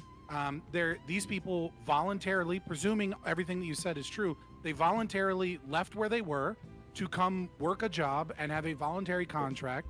And this is one of the few instances where the Democrats are conveniently not pro-slavery here, because they're outraged at the government getting in between a voluntary contract between people that want to exchange labor, for services. So I would actually argue that the Republicans that are in favor of this deportation are pro-slavery in this regard. From a libertarian point of view, I can see that. I guess where I'm looking especially at this because they're invited, right? This isn't like I want to make that very clear. Well, I mean, from a I'm making an perspective. assumption they're invited. Well, no, they're invited by the. I don't know. I don't think Hyundai kidnapped them, right? Like, if Wait. I do want to clear things up because Wait. South Can I Korea does put a have fact sex here? Can I put a trafficking fact? issues and things, but Scott, Fabian, 1 second. So the according to the lawyers, which again I don't know what the facts of this case are. I didn't specifically research this, but according to the lawyers, a majority of these people are on the B1 visas, which is legal actually. So there might be some illegal immigrants mixed in with this, or maybe they all are and they're lying about that. That's usually how that is. Right, like Right. this is like not, to my knowledge, some like mass exploitation thing that I know of. And if it is, this is not representative of, I think, the overall position of the Democratic Party. The reason you might see the reaction, especially from, like, let's say you just showed me this headline and we're like, wow, that's awful the way they're doing that, is because the way it fits into the narrative of how ICE has been conducting raids in the past 3 months. But if you showed the facts of, hey, these people are specifically not even akin to the illegal immigrants that you're used to, this is a specific exploitation program, I bet most people would actually have a problem with that. So, I mean, I think it's, to me it Except seems for like me. exploitation of these people. Except for I Fabio. mean, maybe Yeah, you it's don't. not Maybe- exploitation if it's a voluntary agreement. Now, if they use the fact that they're here illegally as a means of coercing them into labor, then that's when that goes from a voluntary exchange into, you know, utilizing our draconian immigration laws that Democrats and Republicans often both support as a Right. means of being able to actually exploit labor. But if it's a purely Yeah. voluntary contract, then the government getting in the way of that is the enslavement. So I actually almost agree with you.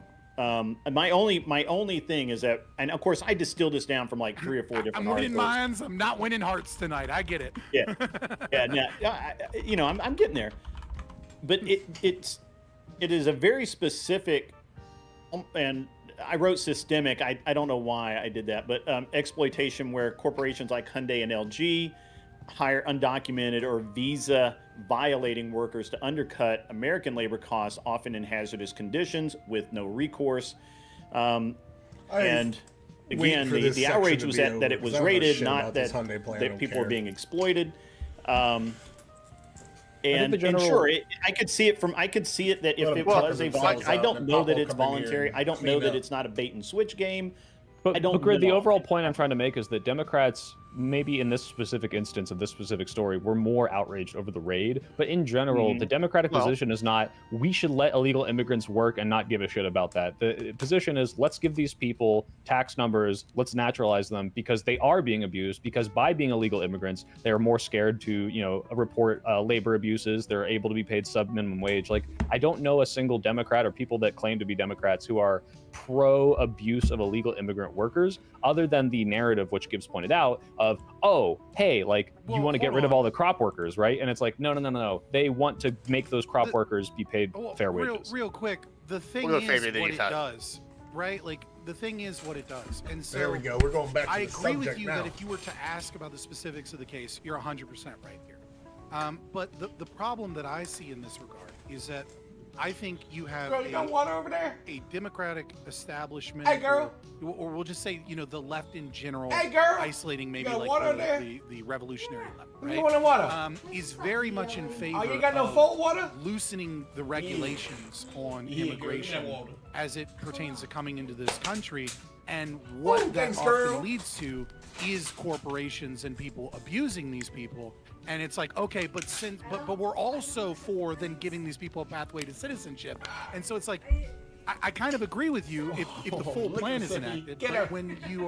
when you are for loosening of regulations in one domain so that you can grant citizenship, then you are just trying to find a way to get there's people my over baby. here. You don't mind that they're Look at how cute temporarily and sweet she exploited, is. though you will if asked about it specifically. cute and sweet. So that you can import a voter base and import new slaves into the system of slavery that Democrats are in such favor of.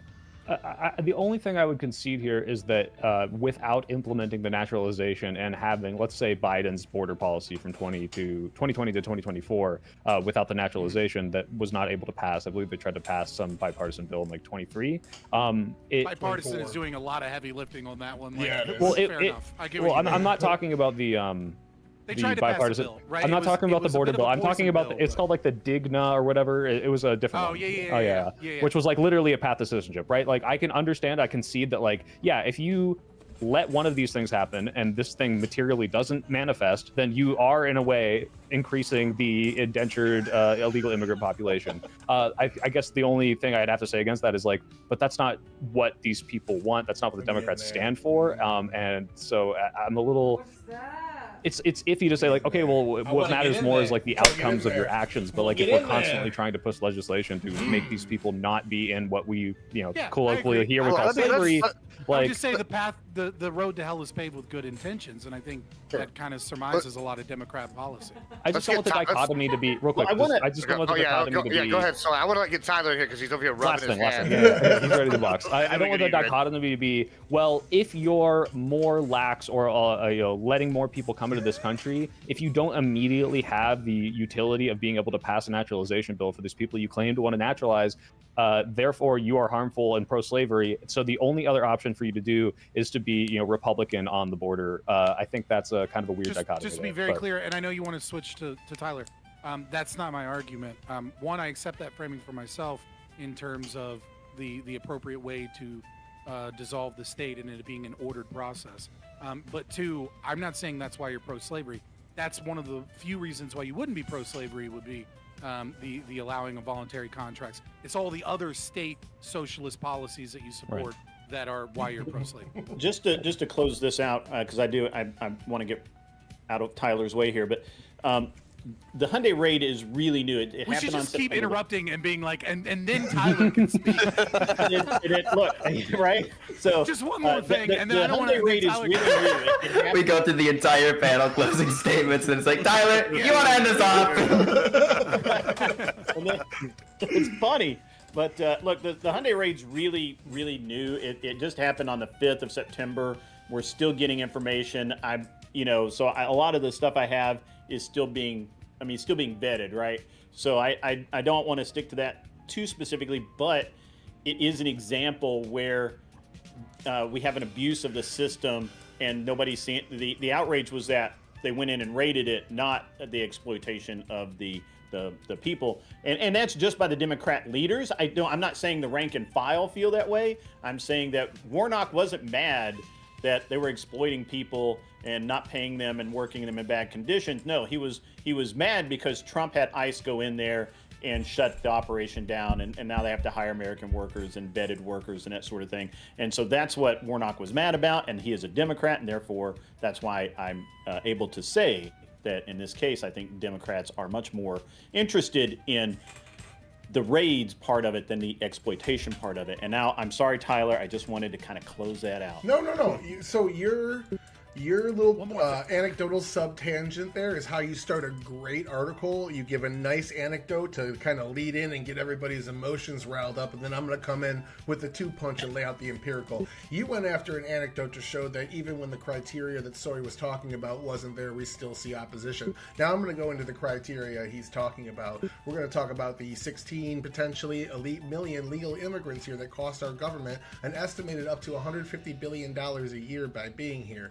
Now, the reason why we only take in 1.25 or so roughly legal immigrants a year is because we don't want to overload the economy. What we saw during the Biden administration when they were refusing to deport people, 1.4 million that had valid deportation orders, they ignored the law and didn't deport them. Not only is ignoring the law bad, but not deporting them and keeping them here, a lot of them being violent offenders, would suggest that they want these people here. Their agenda is to keep them here regardless of what the law is. Sanctuary cities back that up. Now, going into those people, we also see people that were coming in for asylum. Wait, real quick, Tyler, can I make sure you clarify? Because you did just bake in two things that I think are being conflated. I think a sanctuary city, which is a ultimate and overall defense of all illegal immigrants, is not the same as you were talking about certain people with deportation orders, probably violent criminals that they weren't deporting, conflating this with the sanctuary cities. I'm just making sure those aren't the same. They aren't the same, but they have the same in spirit. Both of them are rejecting the federal mandate to deport people that the courts order need to be deported. And only about 1/3 of those people with deportation orders had any sort of violent convictions, and burglary is listed in there and other things, so it's not all like you punch somebody or whatever. So the violence thing is definitely just a sub point, but 1.44 million valid deportation orders, most of which were ignored, including Albreo Garcia, who is a human trafficker and beat his wife. So that shows me that they want them here. If they're not deporting the people, the courts are telling them this person's valid and needs to go.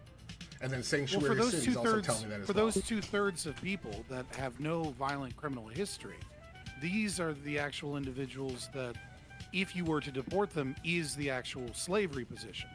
The reason the Democrats are pro-slavery is not that they don't follow the federal mandate to get rid of people who have broken no crime other than crossing a border. The reason that they're pro-slavery is that they support things like the 1964 Civil Rights Act, which is a pro-slavery bill that makes it illegal for people to discriminate against other people based upon their race or their country of origin or their religion. That violates the right of freedom of association, and all of the downstream effects of that, as well as all of the forms of welfare and taxation that they steal from American workers here that have a marginal propensity to consume that's much lower than impoverished immigrants that are coming in that then become welfare leeches. So it is the taxation and the inability of people living here to go, actually, I don't want you in my neighborhood, therefore I'm not going to give you a job and I'm not going to rent you a house because I have a right to associate with the people that I want to associate with.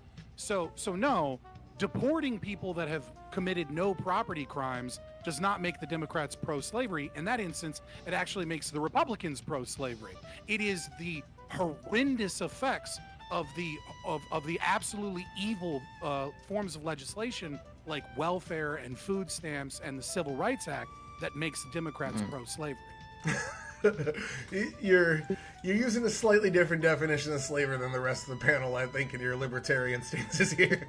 I'm just stepping back. I'm like, this is somewhat working to my advantage right now. With Fabian Liberty, whenever Fabian Liberty is saying it's almost like a form of slavery. You're taking away some agency of theirs, of like the ability to move freely for what seems like not a very good reason. I think that we should I'll give my definition have again some. if Yeah, we should have some. Yeah, some. Almost prima facie like justification towards people being in the place that they want to be without an overriding reason. And so like I don't know, saying that Democrats or like even the Republicans are not pro-slavery, deporting these people seems to like act as though their life ends once we deport them. Really their problems just end up not being ours anymore. In reality, they end up having to go back to working in what is probably worse laboring conditions with probably worse rule of law. What is your argument? Because it feels like at the tail end of your argument there, you kind of waffled on the position. I understand you don't necessarily accept the premise of the slavery thing, but I'm trying to better understand your argument. I don't want to just start yelling at you, Val. Can I get Val to explain it? Yeah, so it's the deprivation of the agency from the individual is kind of what I'm getting at here. And so I think that you'd agree with me. I think we're both going to be pretty much next to anarchists, where we're going to say something like, let's say it's the case that somebody wants to like cross over some given area in order to like get food or something of the nature. I think we both agree, given that there's no other justification, it would be wrong to stop that person from doing that. You'd be stopping them from exercising their agency. I mean, if it's my private property, then I should be able to say, no, you can't cross my private property. Yeah, sure. There might be some like overriding reason. Let's say you're like storing that for like later usage or something like that. Is like not is public property, which is a contradiction as far as I'm concerned. Okay, yeah, sure. But like this is what I'm saying essentially is that on my view, I'm not sure I would make such like delineations. It seems to me like what we're making out borders and whatnot is we're making out areas where there's a certain place of force and authority that's used there. And so be that like it like a really large corporation, be like the government, or if you want to call it like some almost like cartel-like entity or something like that. We have this like large state that enforces said rule of law.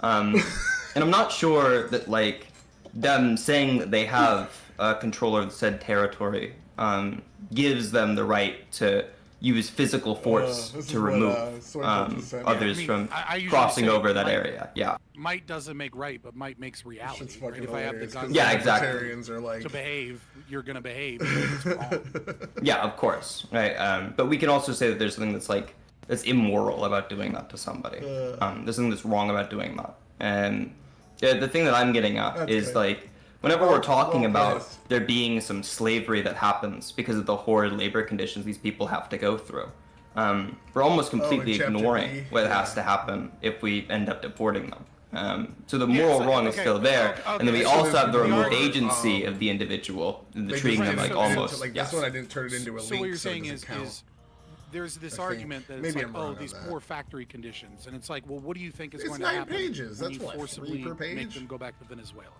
Yeah, I if think you they're gonna have, take much them, better throw them in a van, factory forcibly go them back to yeah, exactly. Like this seems a little bit more like slavery to me than them coming to the United States of America and working for what is an unfair wage. Yep, I kind of agree. Yeah. What, All right, what about the righties over here think here? Do y'all agree with that assessment from our libertarian leaning friends? Soypil's over here grinning. I'm kind of like, Pass? My definition's bad or something, but it's like. I think this was how I saw this going down, but now I kind of want to see what happens. So, answer. I mean, I'd love to get into why the Civil Rights Act is akin to slavery. We're That's coming funny back. to me, Don't worry, we're coming back to that. Let's put a pin in that for now. I mean, now we're coming back for sure. I actually did want to say I was going to summarize that in the same way, Val, which is like, yeah, essentially, if you are going to deport someone and claim that their working conditions are akin to slavery, whatever you're deporting them, if it's from America, is almost definitely going to be worse working conditions, which would also be akin to slavery. But yeah. Well, I don't know that. I want to see how y'all answer. Hold on. I'm going to have to argue for the mod. That's not the reason that people get deported, right? The reason that people get deported is they came here illegally. They crossed a line they're not supposed to cross. As you know, we can say that it's public property, but we have a series of laws that we've agreed to that say you can't do that. We agreed to slavery in the 1700s. So true, and we changed that. So like, what do you know, yeah, exactly. So if you want right, to change, if you want to change it to open borders, then, that the law then by all means vote for that. But morality or ethics. I didn't say anything about morality. Right, but you're saying I said that we've agreed. You're saying that we ought to remove these people. You're saying that we ought to allocate some of our funds, our taxpayer dollars, towards removing these individuals from our country. Well, that's the law. You're saying we ought to do so. The enforcement, that's discretion under the law. It's legal positivism, is what you're right. Yeah, to be very clear, also to say that it's true would mean that you have to. We ought to beat slaves that run away. Yeah, let Grid finish. There are a couple of other issues with the view, but like, yeah. Let Grid finish, and then we're going to Tyler, and then if their answers don't satisfy me, I'm gonna So say something. I mean, I'm not making a moral argument here. I'm not making such a claim. I'm saying that we follow the law. We have the law. The law is the law. If you break the law, there are consequences for breaking the law. So, law is that you get deported. It's not. We're not. I don't believe that anyone. Yeah, I mean, I've you're never. Making a descriptive. If you're making a descriptive argument against a moral claim, and so. That doesn't follow. That's not an. But I don't know. I don't understand. Also, when it comes to descriptive arguments about the truth of the law, I think I take a legal fictionalism. Like, there's clearly things that can be contradictions or views of the law, unless we accept there are true contradictions. Grid's The law because you guys started talking about like the fictional morality of like working conditions and what say happens it's when like you get deported. When I don't really know how that justifies saying that we like focus conversations. I'm saying I don't believe that anyone is saying that it's moral to deport people because they're living like slaves here and send them back to Venezuela. I object to that characterization because I don't believe that's the truth. People are being deported from the United States because they came here illegally. They broke a law. That's why they're being deported. You made a moral claim. I did not. You said that it is. But you're saying that we ought to. Yeah, we ought to remove them from the country. Let's go to Tyler. Because they have broken the law, we ought to remove them from the country. I want to hear Tyler's response to this, and then based on what he says, I might just turn back to y'all, or I might jump in. We can just ask the question: ought we deport people just because they broke? Well, hold on, let him go. I'm going to hear him respond. So, yes, I believe that we should because I believe following the law. Well, I think it's more nuanced than that. But go ahead, Tyler. So my answer might not satisfy you, Gibbs, because it's going to come from the left. So the reason that we have laws, the reason that we have taxation, the reason that we have civil rights legislation is because this is what the people voted on. Our morality, as a rural utilitarian, our morality is somewhat shared between the populace, what they want, sounds like a bunch of also commie respecting gobbledygook to me. the rules. So I understand you guys don't like government, but I know you don't like that, Fabian. I see the best and most free way to run a Norm society Macdonald is to give everybody a say. Is to I'm give sorry. everybody a say through the vote, and then we use the democratic process to elect representatives who set the laws of the country for us. Those laws being enshrined through previous legislation that we can change through further legislation by electing people to do that. We do it all the time. We did it with slavery. When slavery was no longer in vogue and morally wrong, as we saw as a majority, we got rid of it. So that's why all these things exist. Okay, all right. So Here's it's the hold on. good if No, 51% of people agree? I'm jumping in because what the nation wants. Y'all both kind of like hit around it. If but I put think 10 y'all- people in a room and 9 people vote Hold for on, gang hold on, rape, hold does that on. make the gang Hold rape on. No, right? listen. Okay, Andrew Wilson, we're not doing the fucking rape cages. All right, listen. I do like that. I'm saying 9 out of 10 Hold people on, agree gang rape is great. Hold on. Hold on. Let me just go. Dermatologist. This is why this is the part y'all are missing. Yes, they have the democracy part. Yes, I know the libertarian viewpoint is not like that. The issue that you're missing is not just the if they voted, right? It's actually the agency that you just referred to. This is the problem, right? So say first off, you have the people who are trafficked here, sex slavery. Obviously, they don't have agency. They have to give up their agency literally to their literal body if they're giving up sex slaves to the coyotes and all these other people. Two, you have all these indentured workers, like especially in places like California where they do give them things like driver's license. What is happening there is actually they're taking away their agency in a backwards sort of way. So they're giving them their license. They're giving them this quasi-gray area of citizenship where, if the Republicans ever gain power, since you broke XYZ law, which I know y'all don't agree to, but we live in the nation of laws, and since that was a democratically elected process, and that's the process we follow, they have to follow this law. So they give them this quasi-gray area where you go, you have your driver's license. You can live in our sanctuary city, but if you ever move from this area or to an area that's Republican held, or if you ever move to an area that break a law in a Republican area, or if the Republicans gain power, they're going to come in and they're going to deport you, and it won't matter that you can pay a little portion of taxes here,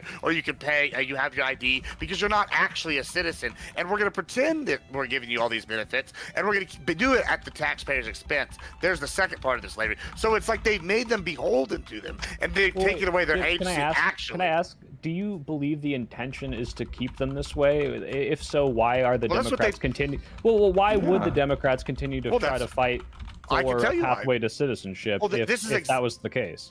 Well, because Also, it's twofold, and we can look at it here in the United States as well. And Fabian, you brought this up already with the welfare. The welfare is the same sort of system. You take the money, the money from one, you put them into a dependency trap. So they're even doing this at the expense of their former voters because they know there's a bigger Latin base, and soon Latins will make up over 50% of the American population, as opposed to the African Americans, only 13%. So now they're giving away the welfare that they had been giving to the African Americans in some cities like Chicago, and that's why you're seeing backlash against people like in Chicago for some of these illegal immigrants getting those benefits like these housing and all these things they're promised. It's because guess what, you're taking your dependency trap away from one group and enslaving another group with it. That's kind of the thing that's going down. No, but what do you believe the motivation behind this is exactly, other than because look, let me explain that. Okay, I'm a dumb. Let me explain it as if I was like a dumb progressive liberal in the Bay Area, as if I was one of those. Okay, so when you're not you in the Bay see, Area? I am the Bay Area. That was a joke. If you were to come across a average Bay Area person here and say, why are you advocating for driver's license? Why are you advocating for allowing these people to work, allowing them to get on benefits, lifting them up, sanctuary cities, any of these things? Not a single one of these people is going to say, because I want to put them in the dependency trap of the welfare state. The reason they want to is be like, hey, I have compassion for these people and their families. They might have anchor babies here. I want them to be able to operate within the system. They're paying into these systems. They should... You just described how that's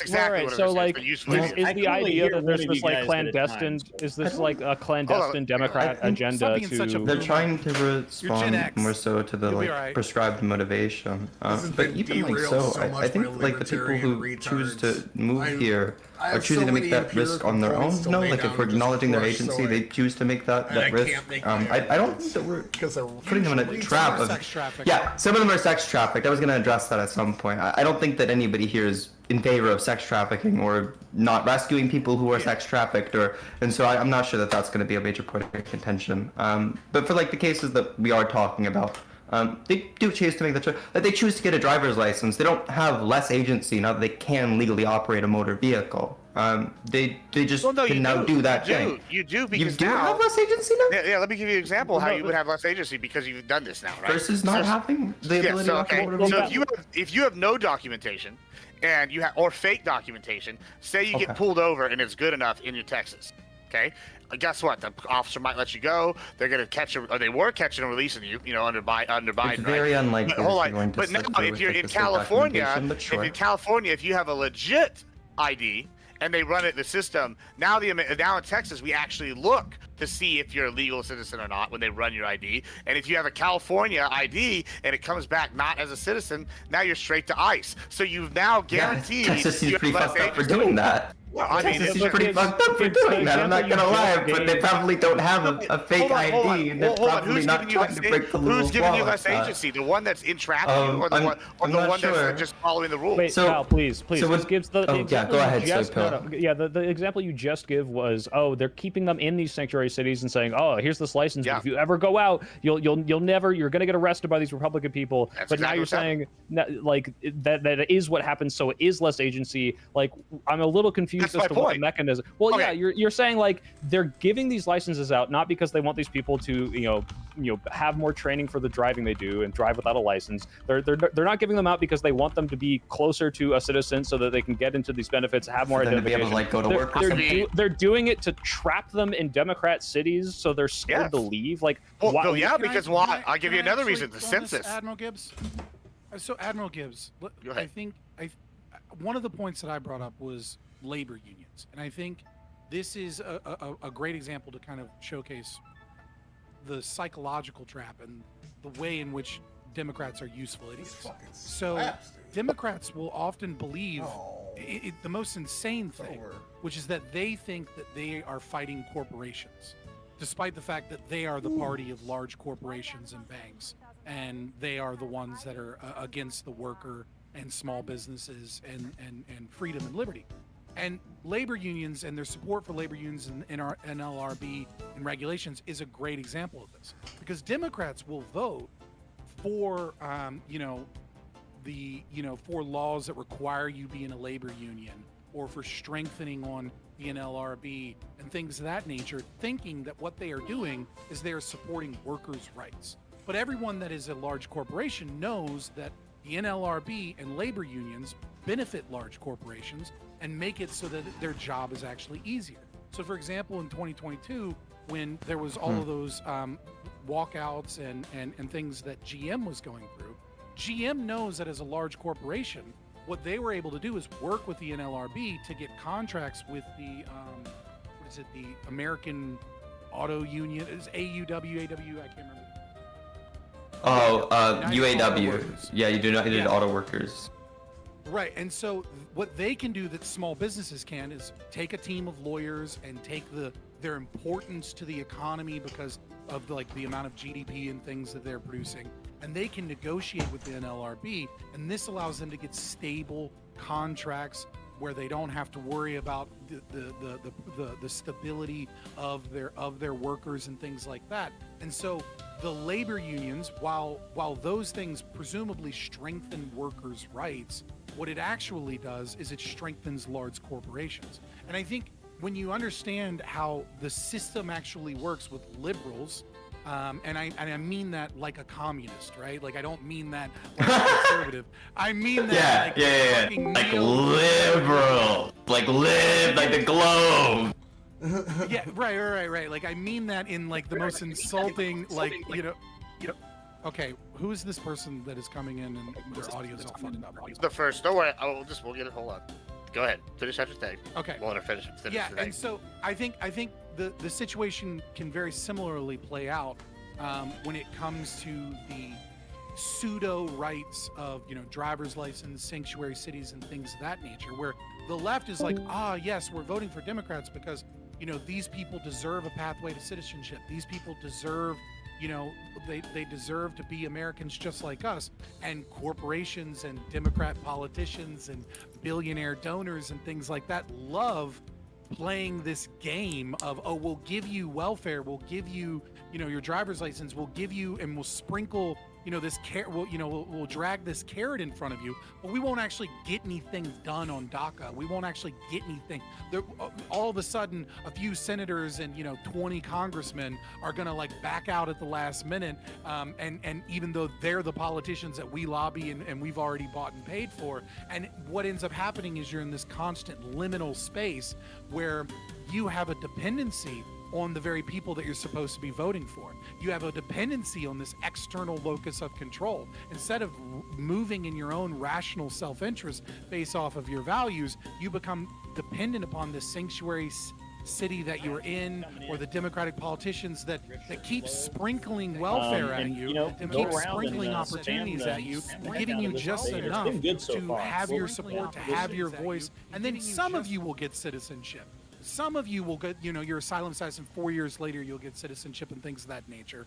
But there is a difference between what the average Democrat thinks they're voting for and what liberals in the halls of power are actually instituting for immigrants. They don't see these as, these wonderful people that we need to help. Okay? These politicians don't give a fuck about immigrants coming into this country. They care about their corporate donors, and they care about the fact that big business likes using cheap labor that is in a vulnerable position. Yeah, so I guess this goes back to my original thing where this kind of creates this dichotomy. Let's say all this is true. Let's say every politician doesn't actually want to grant amnesty. They fake these bills. They know they won't pass. They back out at the last minute.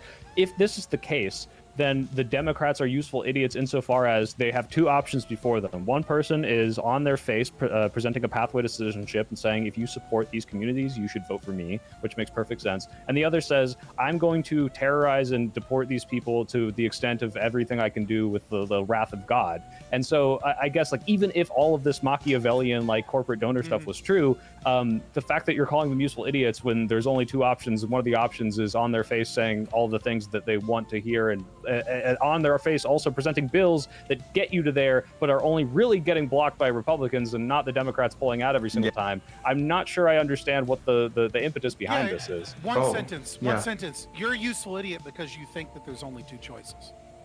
Okay, let's go. Can I get in for a second? Because I'm going to be the, weird person on the left who's going to say the liberals thing.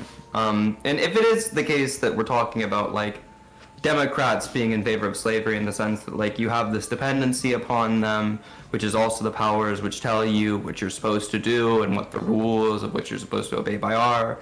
If we're talking about something like that, then, Democrats want you enslaved in the same way that, people who run corporations want you enslaved. In the same way that I think also Republicans want you enslaved. I don't think that's going to be, a large symmetry breaker between any of them. And so, as Fabian would be saying, there isn't two options here. But whenever we have the option between, one of these groups of people being I think they should have welfare states, and they should have to compete in this never-ending game of capitalism against each other, where also we're going to be trying to instruct people from the day that they grow up about how they should compete within it. In that sense, there's the slavery on both ends. I don't really see It's liberty and freedom. Capitalism is the height of liberty. Do you think the way that it's currently run by corporations is the height of liberty and freedom? Well, we'll come back. We're gonna come back. No, okay. Let's go to grid here. Yeah, so I'm gonna be referring to capitalism, probably with a larger definition than you're going to be wanting to refer to capitalism. Yeah, if you want to use the Marxist definition, that's fine. I'll say laissez-faire capitalism. Let's move away from that for a second. Let's go to what Grid and Tommy are going to see them both trying to get. Grid, go ahead. Yeah, so sure, that was interesting.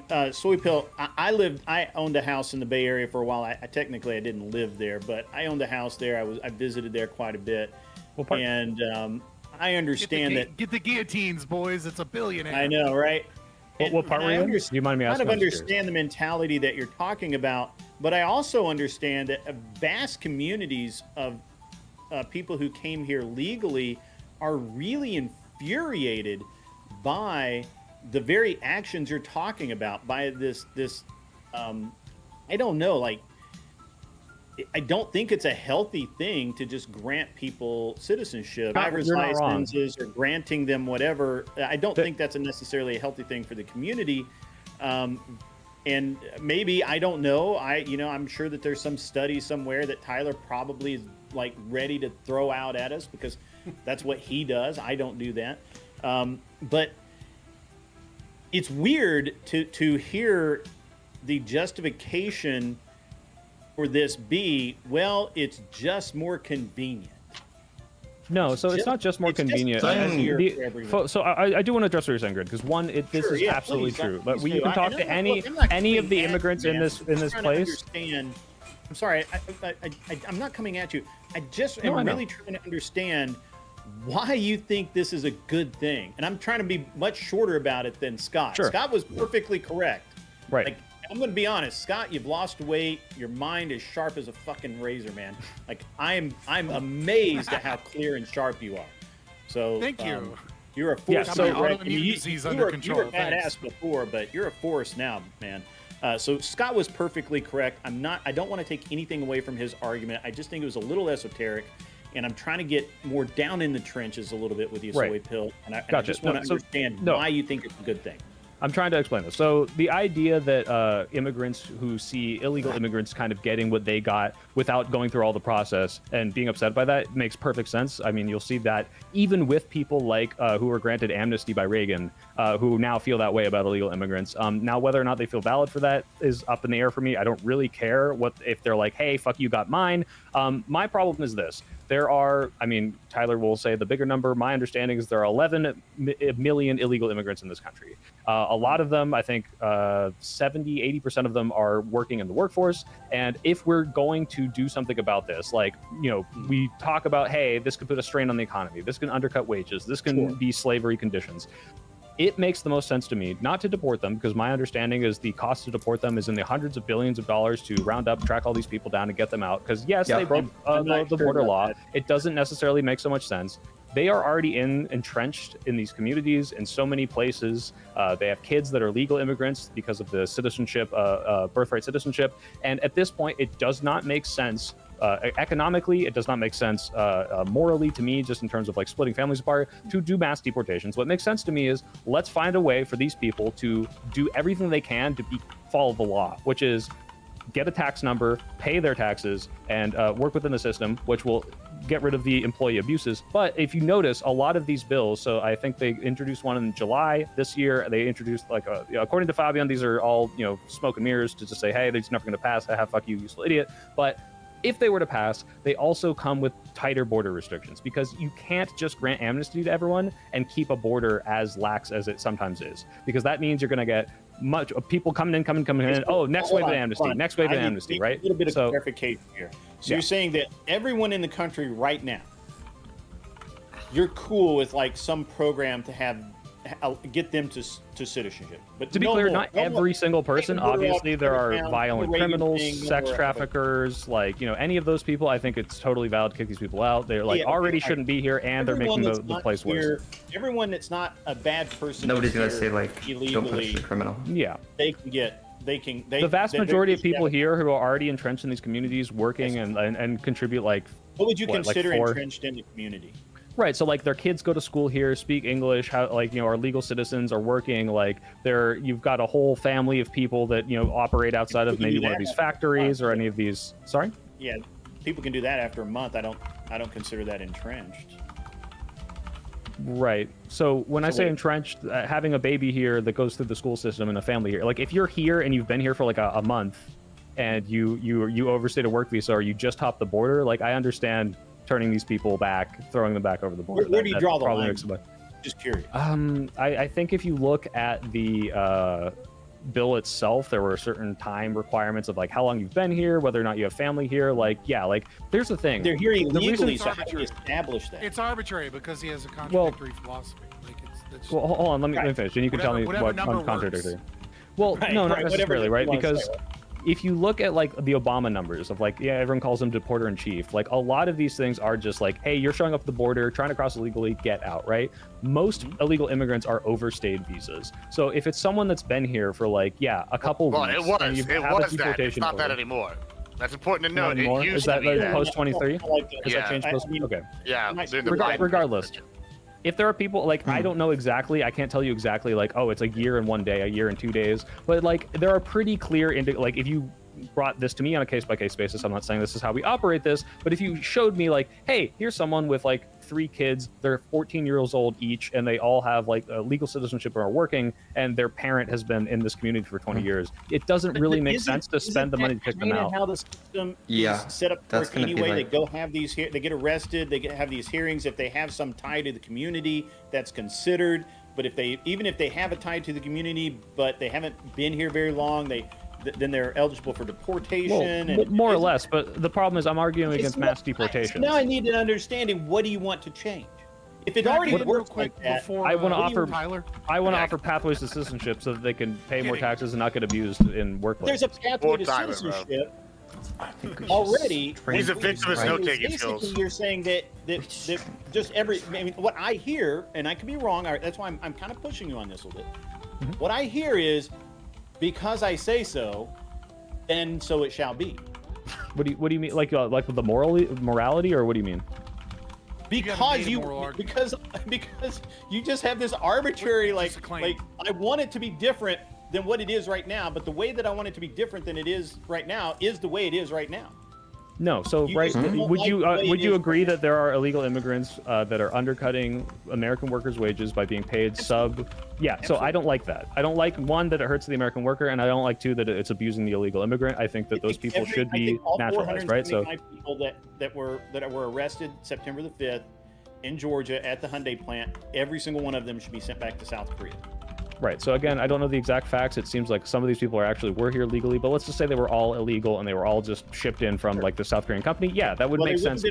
These are not entrenched in community people. These are, like you said, they're not here to make a life in America. These are people who were abused in Korea, lied to perhaps, and then abused here as well, right? So that does not make sense to me. What I'm talking about is the vast majority of the illegal immigrants who are working here, like, you know, in the system, who are potentially getting paid under the table, not paying taxes, maybe using a TIN or an SSN that they stole from someone so that those persons can get their Social Security benefits. We have immigration court. We have a pathway. It's not very robust, and it's there's a reason why there's still 11 million illegals. A lot of these people want to be naturalized, but they do not have time, effort, or you may like not like actual. the system, but the system exists. So I'm trying to understand what you want changed about the system, because you say So, we need to. for put this example, in- Reagan was able to just do wants this to mass steal more amnesty taxes thing, so right? we can do it. Right. Well, that's what I'm hearing. What I'm hearing. Yes, we need I to do- steal more money bigger. from you We need so to that we make can it have more bigger and judges, better so that and- we can get more people to get their citizenship. I think so they can vote. Fabian, I don't like the framing, all but of you're the 100% fucking right. Yes, I do wanna crazy put more amounts of in. money that you're throwing towards tracking all of these people down who are just trying to live their life, and throw that towards I would rather have immigration ICE courts. agents. Hold on, Every hold on. single little Hold bit on. of that. Hold on, let me go to because Infinitely better idea. Well, I just want to ask you, Val, just because you're saying that, right? You're saying all of millions of dollars. Okay, interesting. It's interesting. I'm Right? being a I little like- tongue-in-cheek, clearly. Well, sure, but I mean, the argument Being a would little be, tongue-in-cheek. I mean, the argument that the Trump admin would be is if we're saving money elsewhere, like I don't know, with Doge, where you need the government efficiency, the money That didn't seem hold on, incredibly successful. from Sure, my I mean, I don't know. We'll see, but we'll see how it's going. But, But, the argument that he Yeah, made. I mean, yeah, we might have some disputes on Hold that, on, but like, hold I on, don't know, the those- argument- neither of the those ar- seem to be getting around very well together, so. Yeah, but just hear me out. Hear me out. The argument. A little bit. It's kind of breaking up or something. I don't know. Yeah, It's- it's- Your it's mic's kinda clicking like a lot, Val. But yeah, but Oh. here's the argument that like I would that the Trumpies would make, and then I'm gonna give it to Tyler, and then y'all can object to both or whatever we just say here. Is basically with Doge and cutting all these programs, they're going to save money. Also with programs like the new gold card, the Trump card, where they pay $5 million and they've already had 50,000 people. The money from that and this other money that's already been stolen, Fabian, it's already stolen, right? Yeah, and the terms of libertarian. You can give back stolen money, Sure, you can, don't but have you to know, spend it. but yeah, but probably no should. government. But listen, no You probably government even ever should give back stolen money. Listen, you know, I would like a check in my bank account too, but that's never going to happen. You know it, I know it. But what the Trump admin is saying is we're going to take this money and we're going to use it along with other money that we're going to, you know, build to get rid of these people, and life's going to be better, right? Because XYZ. So it's not like, oh, they're just spending all this money. Like, it's like if we took away all the welfare and they got rid of them, then you wouldn't have this excess. Now, would you?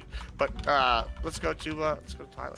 Because that's the number one All experience. right. So I got a lot. I've been kind of refining my notes and sharpening them as I waited this last 40 minutes. The reason I like laws is the same reason I like the dictionary. Yell more. Because Yell louder. Am I yelling?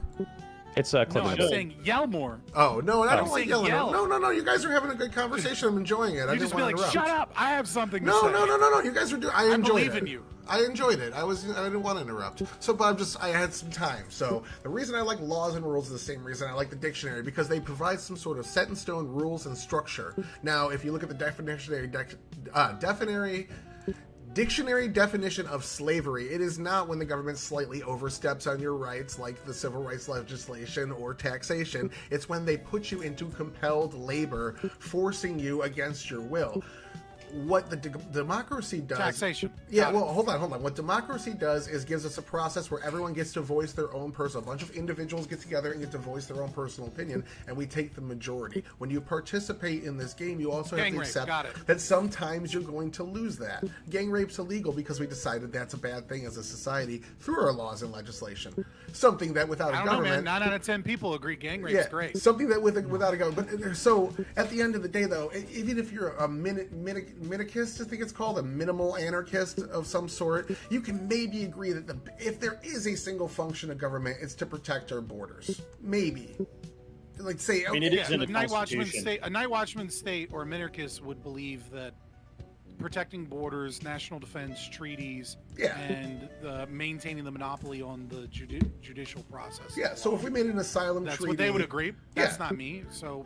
I'm just saying hypothetically. Yeah, I'm just saying hypothetically, if you're giving the government anything, the first thing that anyone would give it is border protection. Even as an anarchist, it would be okay. Secure the borders. Let us do what we want over here. Yeah, etc. yeah. I'm happy and on borders for that very reason, because I feel like there are other things we have to tackle first. Yeah, but that being said, if we have an asylum treaty with another nation, that asylum treaty has very strict criteria, and not only are we ignoring that criteria and letting people in that don't qualify, but when we realize they don't qualify, we're failing to deport them. Is that not government failing its basic structure of protecting its people? Well, when you say protecting its people, you're implying that like there's some massive detriment to having illegal immigrants here, which I would reject holistically. I think the biggest thing you could point to is that, well, the problem is that you're baking in this idea that like this is like the invasion argument. It's like this is an invasion. No. You're force. talking about violence. I'm saying protecting the rights, will, and voice of the people. The people agreed to the criteria of the treaty. So if you go beyond the treaty, you're going beyond what the voice of the people made your mandate. So you're protecting, you're ignoring Contracts the will are of the not people. valid. Contracts are not valid if the contract requires the violation of human rights. It's an invalid contract. There's my argument. Well, that's what I'm saying. What asylum is if somebody's human rights are being infringed, we open our borders and let them in. But if we find out 80% of people using the credible fear clause are actually just here for economic opportunity, and they're abusing that specific asylum system to get in, would it not be the primary role of the government to remove them, to respect the people's wishes in that asylum legislation and treaty? If I the don't people give a fuck about the people's wishes. Yeah, wait. Fabian would disagree totally, and I would disagree on the fact that like if the people are voting for mass deportations, which was what happened when Trump got elected, then yeah, of course. And if the people are voting for amnesty, which is what the Democratic politicians that are voted on by Democrats are proposing in the Senate, then of course that's what they want. Like, why does it matter whether or not you're talking about the definition of a country and the people that exist in it is, I think, completely irrelevant. You got to look at what the parties are proposing. I agree. I don't think it's argument. completely irrelevant. I was trying to do frame think the that argument to we get a need concession work out of within a him. framework of the law. Okay. You just mentioned changing the laws, but you don't want but it seems like you don't want those laws enforced. Right. Well, this is like Fabian's point, right? Like, not you have 9/10 of the people in the room, with the gang rape or whatever. But like here, it's a majority of voters voted for Trump, and a bunch of them didn't vote for Trump. A bunch of them don't want mass deportations. I'm going to say that Genghis Khan probably had 9 dudes in a room, and they all voted for gang. That's why democracy is evil. You got it. You're getting it. Just saying. I mean, I'm sure that's exactly what you're getting it, soy bill. Come on, Wait, buddy. Fabian, what's your anarcho-formism? Is it Oh my god! Oh my god! Anarcho-capitalism. Anarcho-capitalism? I'm an ANCAP as far as we're just talking Okay, about. I this. didn't want to get into it. I was just curious. Yeah. What's the last? But I evil consider myself version? an Do a little anarcho-capitalism housekeeping real quick. philosopher. Malakat's supposed to be here, and let's see if their mic is working now. And our other individual, Val, had to drop out. They are feeling ill, so they were filling anyway. So thanks for filling in for as long as you could. I heard their keyboard and their mouse. They weren't feeling ill. They were losing. They were on a losing streak. Nah, they messaged me literally like 30 seconds after the panel started. They're like, "Hey, just so you know, I'm not feeling good. I might have to drop." I will give them credit for that. So they were enjoying the conversation for sure. They were surprised that y'all were We agreeing. got kicked back down to Bronze League, and they're like, "Hold on, I gotta focus." Yeah, something like that. No, they were very surprised that y'all were agreeing on stuff. So yeah. But Malakat, is your mic working now? Yeah. You're muted. All right. Well, I'll wait till they message me again. Okay. We'll get back to it then. Let's go back to what we were talking about. Sorry about that little housekeeping update. You know, it's always fun these be streaming. Sometimes things work out real organized. Sometimes they don't. But we're moving on. Yeah, I do find this interesting that are you denying the like what's it called, the entrapment kind of theory here? Like, is that because originally, Fabian, you seemed like you were pretty on board with Soy and Val in your position, but then after I brought up the entrapment, how it's the same as the welfare, then it seemed like you softened some on it. I haven't softened or changed my opinion. In fact, I was the first one to bring up the welfare dependency trap as one of the 10 arguments. Sure. Yes, I understand that. That's why I was comparing the other one to that.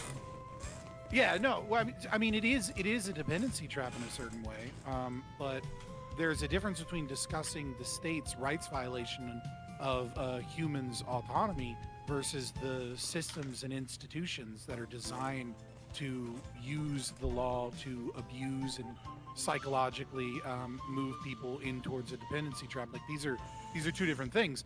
At the individual level, right? Deporting someone who has not violated anyone's bodily autonomy, right? So if you are an illegal immigrant that has not done any property damage and has not attacked anyone in any way, shape, or form, the state is the aggressor if they deport this person. I don't give a fuck about some stupid fucking law that says that if you cross an imaginary line, that makes you bad. Is trespassing a bad thing? You can't trespass on public property because public property is already a violation of human rights by the state. But all that border property could be owned by private property, right? If you go across, if you trespass against someone who has property on the southern border, right, private property, and that's a property crime. That's an imaginary line to me. No, it's a line that has a first user principle with one owner. There's a logic. It has been intersubjectively communicated. You don't think a town can own property? No. Okay. Property can only have one owner. Period. Anytime you say property has more than one owner, then it becomes contradictory because what property is the exclusive right to utilize that material as you see fit. So public property is a contradiction because it claims to be ethical, but it is conflict-inducing because it's a scarce resource. And the moment people wish to use scarce resources towards opposing means, public property has no means of settling the conflict that it created. So whereas private property is conflict reducing. It's an ethical system. In your system, if somebody a private company or entity went and bought all of the land, like a miles of the entire southern border across the country, and put an armed private military there, and any illegal immigrants stepped foot on it, they shot them, that'd be cool? Well, that wouldn't be following the gentleness principle, right? So you don't get to just shoot people just because they happen to stumble upon your property. Okay, well, But shooting they have is the end of the... They have the right. Yeah, they have the right to say, get off my property, and then they say, no, I'm going to cross your property anyways, and they go, get off my property, or I'm going to fucking shoot you, and then they go, fuck you, I have a right to be here, then yeah, What about landmines? Should I be able to put landmines on my private property? Just out of curiosity. Well, actually, I want to steer this back that a little becomes bit an aggressive act. because this is fascinating. I just was curious, but yeah, I just have to know. This is absolutely fascinating. So I understand Scott's viewpoint on it. I don't actually disagree with the public versus private property principle. I actually I've always wondered why we have the government invested in so much land, and that doesn't Well, seem just like think of a it this really way. good thing. I think I can make this make a little more sense, right? When Oregon legalized decriminalized drug usage, right? A lot of libertarians were super happy. They were like, "Oh my God, it's so great! This is a win against the drug war." And I knew that it was going to be a problem. I knew that this wasn't going to turn out well, and it turned out so poorly that even Democrats reversed their position and are starting to return back to a certain aspect of the war on drugs. And you go, well, what is the problem here? The problem here is public property. And the reason public property is the problem here is the moment that you decriminalize drug usage, well, now you have druggies at your fucking parks. You have druggies on the side of the road. You have this property that belongs ostensibly to everyone. And then you have families that are like, I don't want to walk out of my apartment and see people doing the This would be a fentanyl great leak, conversation, right? Like, I don't wanna see because that shit. I have so where do you I mean I really want to talk to you then someday you about could kind like of figure free that out. use, free use roads, free paths across private property that are open to just anyone. I really want to dig into that. I don't think it's very useful in this particular conversation, but I'm fascinated. I mean, the by topic is on slavery, so if you invited ANCAP to talk Well, about yeah, whether well- or not politicians support slavery, I'm going to talk about ANCAP. shit. Because now that we're like fully into libertarian brain rot, Well- can we go back to the civil rights being let's slavery? do Because I that. actually really am curious about that. I want to hear about that. Before we do that, I wasn't really. I still wanted to. Another example of I'm Democrats still trying to supporting understand slavery. Let's Squeepill's go. point of view here, and I don't understand what one more thought on this. a long enough term of time is. I don't understand that. I don't know how we quantify that. Although apparently we do have a system in place that does that already. But Let's I'm say, gonna let's let you just say, fin- like, I'm gonna I'll let just you pick a finish. random number. Bill, I answer, have and I not- want to. Yeah, Hold on, I'll just pick a real random quick, number. Let's just say it's I like if want you're here Tyler for to go. less than a I year want to and do you have the no rights thing. if you're here for less than a year, you have no entrenchments in the community, you don't have children here, you don't have family here, and it's just like, hey, you just came here to work and you overstayed your visa, get the fuck out. Yeah, okay, whatever. Like that's just an arbitrary thing I'm picking out of my ass, but like obviously you could draw a line there. Huh? Yeah, 2 years you draw the line. They're good. Yeah, like something reasonable where it's like clearly there's a difference where like someone like me or you could look at this and say this person is not just some guy that's So why been do here you like want- these like Korean I people. don't know what the here. exact. I don't know what the exact terms are for people who enter illegally and then apply for citizenship and all of that. I didn't go down that specific well very deeply, but I do know that there's a system such a system Immigration in place. laws There are immigration retardedly lawyers. complex. There's all kinds of things that. Well, that- it's a very slow process, Grid, and just to put it into perspective, I think Well, the I mean, amount of should people it we be a naturalize fast legally, process? I think it should, right? Because if these people are coming here and they're willing to work, like why shouldn't they be paying the taxes and doing it legally? We Why did what should we they? had to about 2 weeks I have an ago, answer for that. where a person who came here and from another country, and they were given a job and given a CDL driver's license and a job driving a truck. Are we and talking about the Indian guy that did like an illegal tried to U-turn do or a whatever? U-turn on the highway and Yes, killed sounds 3 like it. Americans. Okay. So, So if this you're is arguing wrong. that I think we should make it easier to become a citizen is not, hey, people who can't drive should be given driver's license. I think the driving license standards in this country are way too lax, and anyone, legal immigrants included, Well, no, should be I'm given. saying that, well, you said that they should just be able to come in and immediately go to work and immediately do all these things, and this is exactly No, I'm saying the what- pathway to citizenship should not be so difficult. The reason I wanted to bring this up was I think the amount of people we naturalize completely, not illegal immigrants, like just people that came here to work, especially these very high skill people that like all these scientists I know in the Bay Area, it's like less than 1 million a year, which I do not think is enough given how many people are here who are working, trying to make a better life for themselves, as you put it, and are actually like contributing massively to our infrastructure. Now, necessarily, all these illegal immigrants are not these high skilled laborers. They're, like we said, construction, agriculture. But if they're already here, if they're already doing this, I wanted to make it as easy as possible to stop them from getting workers' rights abuses and pay into the system the way they're supposed to. That's all I'm saying. Not that they should be given driver's license like candy and they shouldn't be tested. I think there should be a good vetting process as well. I'm just saying it's way too difficult right now to naturalize people. There are paths, but it is not enough. And feel as like it Fabian should so be. rightly put it, we should steal more money from people to make it easier. Let's go. Yeah, All right, here's what we here's. I don't hear rationalization for it being easier. The stumbling block is I think it's hard for a reason.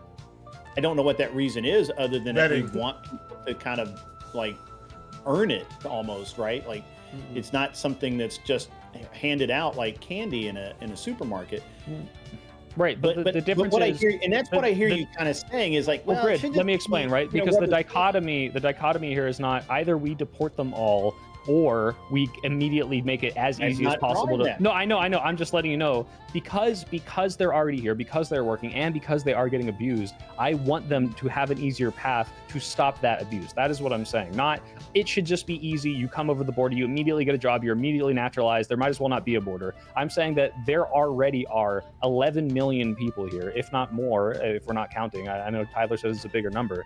If these people are already here, already working, and already being abused, we should, tell as Corey fast as that. possible, Don't- rectify the don't- situation. don't say Because that you're wrong. Let me Don't hold on. Little housekeeper. We're gonna go to Tyler, Be fine. and then Sorry. he's gonna go, and then I'm gonna let Malakat jump in with any thoughts so far, and then what we are gonna do right after that. So don't know anybody respond unless you say something outrageous. We're gonna go to the civil rights thing because I think we need to come back to that. Like I need to know. we gotta dive into that some. So go ahead, Tyler. Soy and I are going to be on the same side for the civil rights thing, but let me address what you said, then I'll go to Scott real quick. So, I kind of see your demand for change, and I get it, but you have to admit, until that change occurs, that every chance to deport somebody that has a judge-ordered deportation order is ignoring federal law and ignoring the will of the judges. And then we also see judges using their back door to help illegal immigrants escape that are already certified for deportation. One judge had 2 Tren de Aragua members living at his home. He gave them guns that were used in a shooting. I'd say it's a little bit more than just wanting them to stay here, because until that change you want occurs, That's wild. yeah, I know, right? They haven't heard about that one. Yeah, I'll send you the link after. They are indentured servants at this point, is kind of the point we're arguing. And I get your desire to change, but that change hasn't happened yet. So this is their current status. And I get also what you're saying. There's 11 million here. It's a pain in the ass to deport them. But again, I am a fan of the rules. We have all these laws in the books for a reason. And there's 17 million people waiting in line that did everything right that are now being put to the back line so we can let people come in here illegally. And that, to me, until you say no more illegals, we have to cut it off. Scott, I got something for you, too. This is a bone. This is an accelerationist bone that I think once you get into the practicals... Not an accelerationist. You My might name be is here... literally the exact opposite. You might be here because in the practical, because not for the ideology, leaving that, and more going to how the system actually functions today. If we kick out all the illegal immigrants and in place bring in legal immigrants for every single one, all of them get proper wages, they get proper regulations, they're taxed the right way, they worker consumption and protection, and they're part of the welfare model to the full extent. That then Using puts proper onus in front of socialist shit doesn't. Yeah, I'm just saying that then puts the argument onus on all of those systems to now they aren't going to these people because they're here illegally. That's what makes them this second-class citizen in my mind. Now they have access to all these things. That puts a massive amount of stress on these things, and it makes it so we have to reanalyze it. They're like saying we can't kick out the people that are picking your strawberries because then you're going to pay somebody $15 an hour to pick strawberries, and they're going to have all these protections that we give all of our workers, and that'll just screw up the prices and cause inflation. All you're going to see then, You're saying a lot of nothing. when that happens, if we actually kick out all the illegals, then all these people are making $15 an hour, have all these worker protections. It makes the costs go up. Thus, the public now goes after all these regulations that are in place because they're no longer functioning because we no longer have that second class working. Yeah, I don't want to violate the rights of millions of people based off of my ability to be a seer and predict the future. I'm just saying it would cause an accelerationist That's pushback crazy. against a lot of things you don't like. Because currently we're skipping all those. All these people don't have access I'm to also these things. against accelerationism. That's why the channel name is Fabian Liberty. It's a spin on the Fabian Society in the UK. It would achieve your goals in this case, I feel like. Let's go to Malakat here. What are your thoughts so far? If you've been able to keep up, and then we're gonna go to the civil rights thing. What are your thoughts so far? Sorry, I was trying to get through starting up my stream, but I kind of heard right now about protections of workers and things of that sort. I apologize that I wasn't up to date, but if you want to give me a TDLR. Yeah, we can just jump into. We'll just jump into the next No, thing. that I think was for might be Scott easier. specifically. Yeah, that wasn't Yeah, for everyone. yeah, yeah, that was a kind of a back and forth. All right, so Scott, we'll come back to you in a second because I feel like Scott's about to hit us with some stuff that a lot of people are about to object to. So I'm sure you can start yelling. Then go ahead and tell us your civil rights thing. Yeah, I don't think it's really that crazy or complicated of an argument. The Civil Rights Act of 1964 is obviously and patently a violation of human rights. Is there any argument against that? Does anybody have an argument against that? Well, just to be clear, when you say violation of human rights, it's like you're saying it violates people's freedom of association because they can't choose to not associate.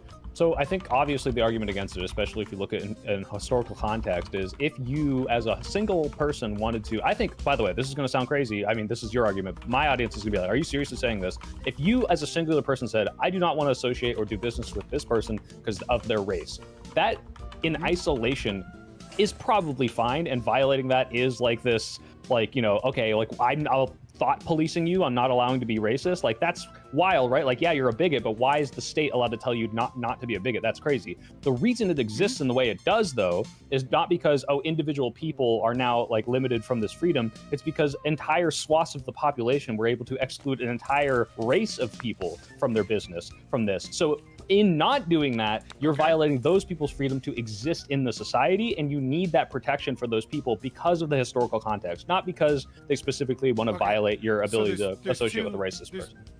There's two things here, right? I don't necessarily care about the kind of like consequential analysis or via like a framing of history, but that's just like not true.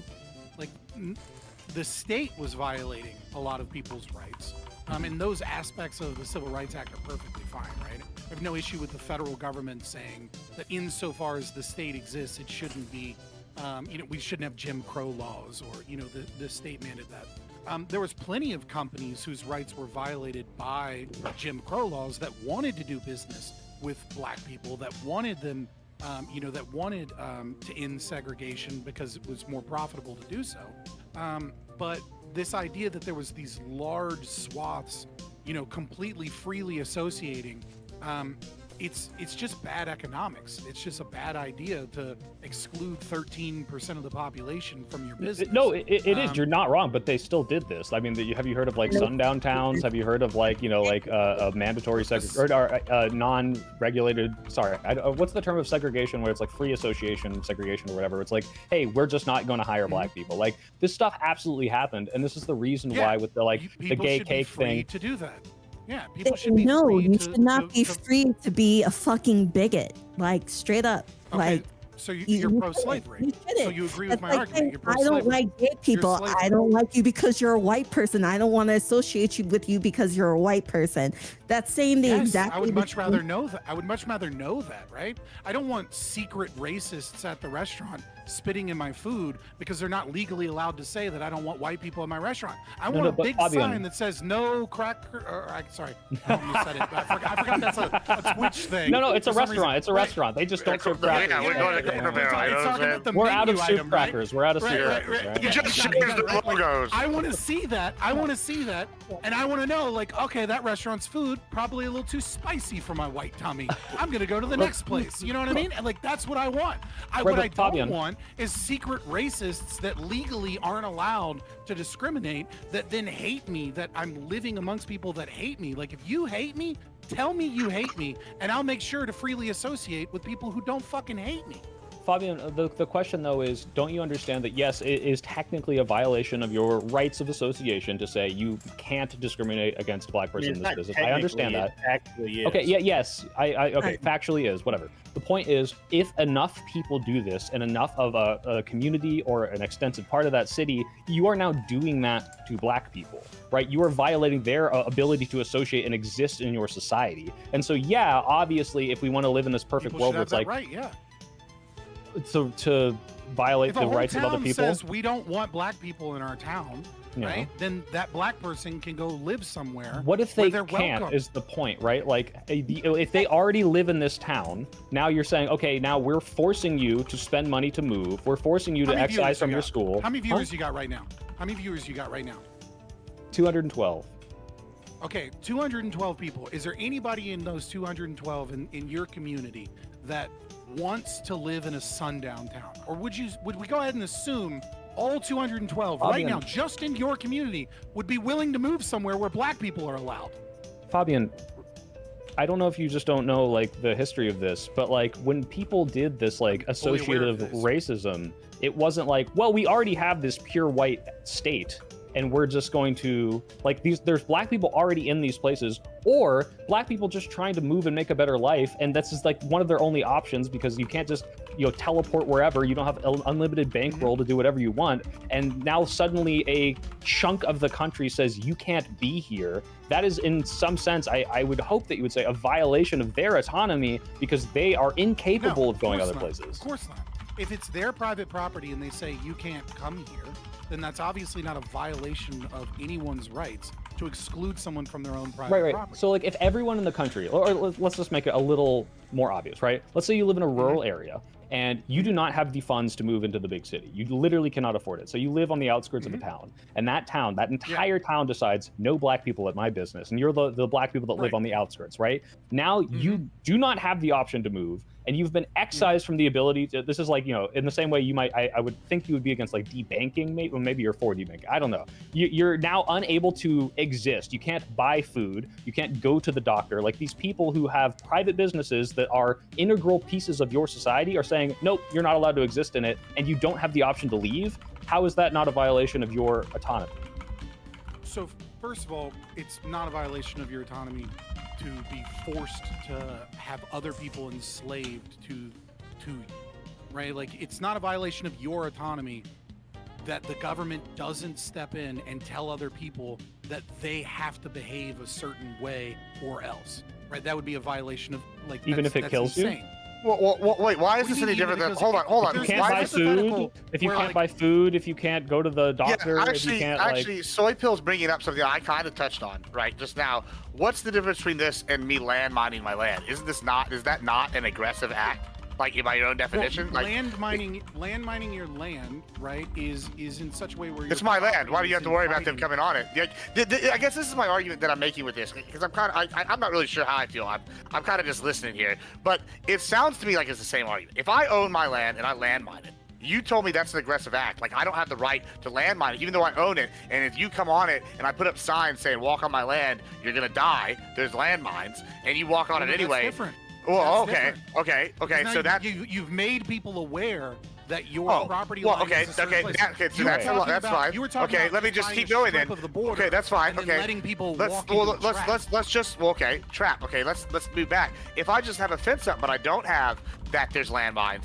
Is that a trap then? Oh yeah, perfectly. No, that's perfectly fine because you've intersubjectively Okay, communicated. so I'm trying to figure out at what line it becomes something else because now we go to the community level, right? Well, and I'm you go, explaining it to you. okay, I'm you- explaining right? it to you. You're So saying, property, these people that live here and own property, now they own property, they owned it. Will you acknowledge that you were wrong in your assumptions of what I meant by property line? I don't know what. I'm not making any assumptions. That's why I'm asking questions. I'm trying to find out in my Gibbs brain where the line is. So now we're moving to the like, okay, if I own property and I'm part of a community, I've chose to be here, my grandparents chose, and now a democratic community, which you're already kind of against, right, says, hey, we're gonna make Jim Crow laws or whatever we're gonna call them. If it's If all you're gonna be voluntary, it's excluded. fine. I'm trying to find out in my Gibbs brain where the line is. So now So for example, right, like we have Yeah, to be clear, the reason you can't booby trap your property is almost entirely primarily because of law enforcement and children. Those are why a lot of those laws were created. Or shopping at their businesses based off of religion. Jim Crow laws or whatever Yes. they're called. If it's all You're gonna be voluntary, excluded. okay, so you think the Amish should be forcibly integrated by the power of the state? For example, right, like they shouldn't be able to live on their own as Amish people, right? If other, well, yeah. I think that's the why reason, you're I think that pro-slavery actually and I'm not. already, well, I think that already is the law. The difference is kind of what you're saying, which is like, hey, why would a black guy want to live in a sundown town? Is most people don't want to become Luddites and give up technology, so they don't do this. But legally, I think they have the right to. I don't think you can enforce Amish So the Amish segregation are in the not- way that they have it, right? The Amish are not. You're speaking specifically of like Pennsylvania Dutch Amish. There are plenty of beachy Amish and Mennonites that use cell phones and all those cars and things like that, right? They have Oh, it's insular hilarious. communities that are completely No, voluntary. I'm on Soy's side tonight. And 'cause I so it hate is your position libertarians. that if the Amish want to have a voluntary society of Amish people together, that the government should force the Amish to allow people to come into their town or into their private property? two things. One, is that not already the case legally? But two, yes, if it's not legally the case, yes. If I don't that is think it is not the case, it should be. That they shouldn't be able to say, So it because should then be. right, So we because should otherwise expand the rights violations of the I Freedom believe it's already the Association case in the because same the Amish way. are such a problem. No, it's not a problem. Amish- Like again, those you could do pacifists this are in a hurting way so many that's not people. a problem, Fabian. Like I completely concede this. Look, if you got a bunch of white people who are like, we're gonna go out in the woods, no one has a society out here, we all just hate black people, we're gonna go out there and we're gonna form our little white Hell yeah. commune, and no black people are gonna want to come there because there's nothing fucking there, and it's probably some shittily run thing. Or Yeah, whatever. I don't want It's a just bunch of little I don't want a communist, bunch of like, mayors. Great, sure, but hold on. just All the because chickens this one grilled. just because this one's not that bad does not mean that legally it should be permitted, because then if anyone does this in such a way that excludes black people alright. from a greater part of society, like Gibbs was saying, like let's say this small town where you have like one doctor, one barber, one everything, and it's like, oh, we're all just saying no black people. Yeah, if these black people don't have a choice, you are enforcing some sort of thing on them. You are aggressing on them No, by you're not. excluding how Hey, if wait, they Define the otherwise would aggression. have Define the aggression. No, I'm he's gonna making let a- Fabian. aggression- I'm gonna let Fabian answer, and then I'm gonna go to Define the Grit. depriving aggression. is depriving someone of the ability to eat or get medical care if that's the only None of option those to things them. are occurring. I just described that was They're what's not happening, depriving right? someone. You can grow food. You can move. You can freely use your body on Okay. your private property. What if they don't You're have the saying- money You're to saying move? that the black person in Well, you why know, should they next have? door Hold to on. the Why racist they- sundown town that doesn't matter to has his rights points, to the Sway. property and has I'm a gonna get rid- right to the people that live in that Has a town, right and that to those exist people- in American society. Let's yeah, go. that's Let's go to right. Grit. Let's go to Grit. Yeah, go to Grit. But that's So it's a let me fantasy. ask you, and look, this is dangerous territory for me because I'm from the South, and Yeah, you know. well, are you? Because you're kind of like like the barely actual South. South, right? So Oh, yeah. I've got to ask you a question. So back when all of this was going down, and they were literally busing black people into white communities, to white schools, and these were completely white neighborhoods, do you think that was okay? Do you think that was fine to use tax dollars to literally bus Busing? people to different schools to meet a quota of desegregation? Yeah, because otherwise the Forced people would have freely associate and kick these people out and force them into worse communities, which is what happened in a lot of places. So yeah, I do think that we needed to kind of force reintegration. That's Talking about BS. that Honestly, first and foremost. it actually destroyed a lot of black schools that were doing really well. So I think that this is a rose-colored glasses It sort of makes thing. to some extent, but I can't. but I couldn't hear you. I'm sorry. What did you say?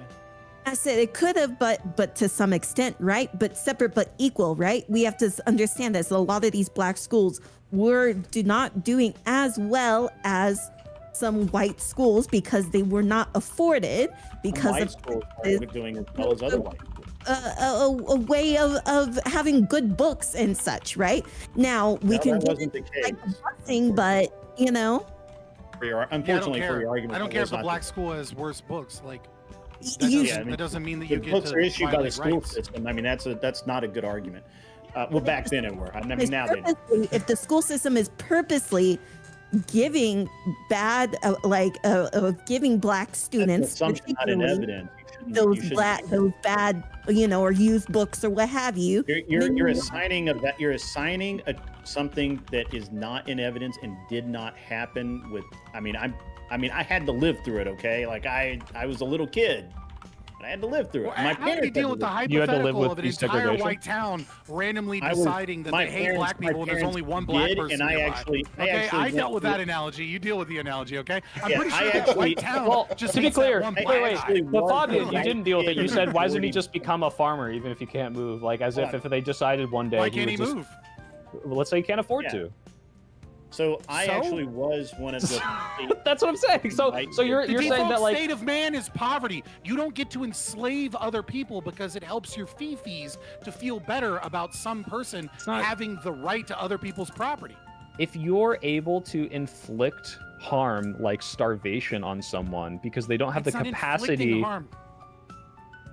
Nature, but nature, the deep like nature doesn't just give you food. There's no grocery store in the middle of the jungle that we discovered. Like, the man starves unless he acts, unless Right. he uses his volition. I'll starve if and I don't his go to will Costco to shape his and environment. buy my groceries. But if Costco said you're not allowed in because you're white, and then every other grocery store did the same thing within a 30-mile radius, and I don't have the ability to get gas because the gas stations do this too, You know what I would do? I'll die. I would call up Grid and say, hey man, I just heard from Soypill of a wonderful business opportunity. We can create a grocery store. We can increase the And by prices the time like you figure that out, 20%. I'm It dead, doesn't fucking bro. matter. Like, I'm fucking dead at that point. I like, understand. I you got the- understand that the person named Soypill doesn't understand how to grow food. I get that, but regardless, that doesn't mean that you get to violate other people's rights. This I do want to interject here real Actually, quick because I'm surprised that I enjoy this argument from you so much, Fabian. I'm really surprised. I really like this argument, Fabian. I really well, hold on. I gotta say here, Grid. You know, when you said just now that was not the case in the schools and the books, I like on my surface in my head, I kind of was just like wanted to roll my eyes, but I'm doing some Google searches. And this is a thing I just found. They're saying that black students who attended either predominantly white or predominantly black schools, if you attended a racially integrated school, you were more likely, it was a year and a half less. You were likely to go to school than if you went to either an all black or all white. It didn't help or whatever. anybody but a bunch of idiots who thought that desegregation was a wonderful thing. Yeah, and I'm looking at some of these other ones that are talking about the financial impact that this had. This is kind of crazy I'm with stuff. I Fabian didn't on realize. this. I am fucking with Fabian.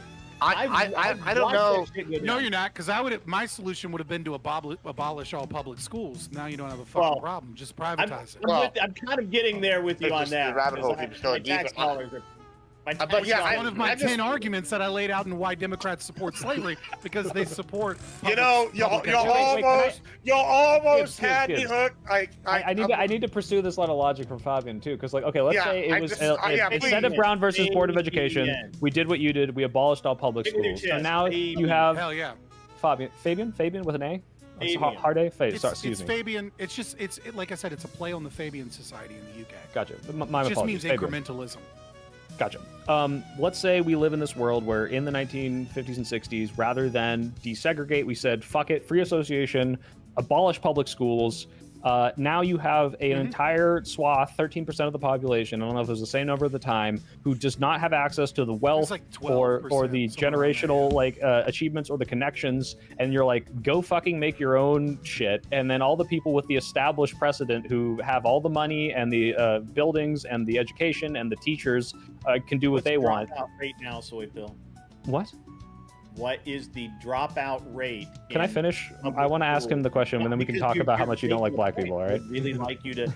You're making a point that 12% would be harmed, and I'm saying like that one guy the whole white town hated. That guy's probably an asshole. The dropout ratio, because I'm gonna guess it's higher than 12%. What? You'll know. That's what does this have to do with my question as to how this would function? You are driving to a point of 12% of people would be left behind and harmed by this by not desegregating, and I'm saying that 12%, it's higher than 12% that currently drop out because the schools are desegregated. And that's exactly what you think the dropout rate of all schools for all races is because there are mixed race people in these schools? I don't know, but you don't know. This is what you just asserted. You don't know that 12% because what is happening? So first of all, you're attributing something that you're presupposing that the dropout rate was You're presupposing that first of all the dropout rate before please let me finish. You're presupposing that the dropout rate was 0% and then reintegration, and now it's higher than 13%. So the comparable number would be the 0% dropout before with the 13% of the black people who would not be able to freely get good educations because they have no access to resources, which is ridiculous. But now you're also saying, well, it must also be because it's ridiculous that they have no access to resources. It is actually ridiculous because I don't believe the 12% number. Black people. I believe that. I mean, you don't believe that that's how many black people?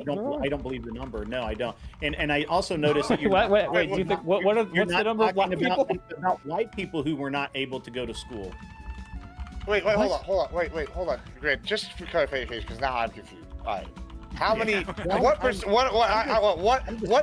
of the U.S.? This is my question, real quick. Just maybe this will clarify. What percentage right now do you think of America is black? Oh, I have no idea. Wait, what? No.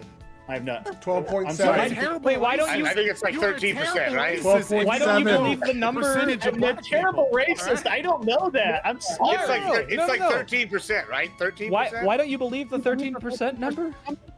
I don't believe that there were 13% uned people. Black. What people about not right being now? educated. How many black people are there right now in the United States? Like what percentage of the I have no population? 13. No, 13%. Wait, Grid. right? I was just It's- using that number to roughly say 13. that if you completely separated and let people self-segregate and abolished all public schools, that 13% of the population, aka all of the black people, would have this completely disproportionate, like, I'm held back for Would it 10 be minutes in the race head Why start. wouldn't white people not get educated the same? Why are you? Are you asking me why black people that- had less resources in the 50s and 60s? I'm asking you why you presuppose that when that was. It's not a preposit. horrible This is time just for basic white history. people Black as well. people were There slaves for poor hundreds white of years. people. They got Have you freed in ever heard the term 1865, poor white trash? and then they faced Have you ever Jim heard Crow the and term- antebellum. Look, Or I think you're talking, but I'm going to. I really want an answer here. Do you really believe that all white people lived a life of luxury? Have you never heard of poor white trash? No, I've In never the claimed 50s that. and 60s, my mom and her parents. I believe lived that in a you were house poor white with a trash, yes. outhouse, young man. I've got to be honest with you. This is an idiot. Maybe let's not use that term. That's an idiotic term. I'm not. Wait, Grid, but you're assuming that I'm saying that all white people had it no, good. I'm listening to what you're saying. Okay, and so what you said. okay, is let me wrong, try one more time. correcting Tell me where I on lose what you. is Okay. wrong. You're Would saying you wait? that- No, well, no. you're Listen to saying me. that- No, don't that say what I'm black saying. people Listen to me, please, Grid. specifically Were Grid, please listen to me. disadvantaged, and I'm saying everyone was disadvantaged, and I dislike it when people play the race card this way. Okay, wait. I'm sorry. Do you think that I love your white virtue privilege? signaling. Do you I think really white do. privilege existed in 1850? Someone in the chat just said 50% of the good arguments are made by 12% of the people.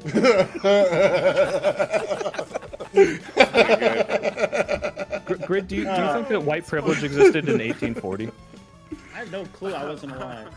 You tell me. Okay, Was can white you privilege- insinuate from your historical knowledge that maybe it was easier to be Okay, white in I 1840? really want to hear your story. What is your? Okay, what are you so what I'm presupposing saying here, and tell me where I lose you, because I promise you I'm not trying to deceive or assume anything, is that in 1950 and 60, not every white person was like live in luxury, had a TV, they, with all 5 black and white channels. What I'm saying is that if you look at the history of how black people were brought to this country, were freed as slaves, faced in Reconstruction, and then faced all the segregation up until, the civil rights moment, they're going to have less generational wealth. They're going to be worse off overall in communities because there's less money in those communities. And if, as Fabian suggested, you completely shut off public schooling at that moment instead of resegregating these schools, you are now having a whole community, 13% of the population, at a huge disadvantage to then do then everyone do free association and build your own schools game. That's all I'm saying. That's a really swell story. The disadvantage However, is the integration, I think. Forced integration is the actual damage. If you would allow people to that was the actual damage. abolish public schools would have been the advantage for them. They would have gotten ahead much quicker How would they have done that? because it's a superior system of education. It's more efficient. They don't have any money to build calculation schools. They don't Wait, have hold on, the resources hold on. to like. This What do you idea mean? that like even in the turn of the century in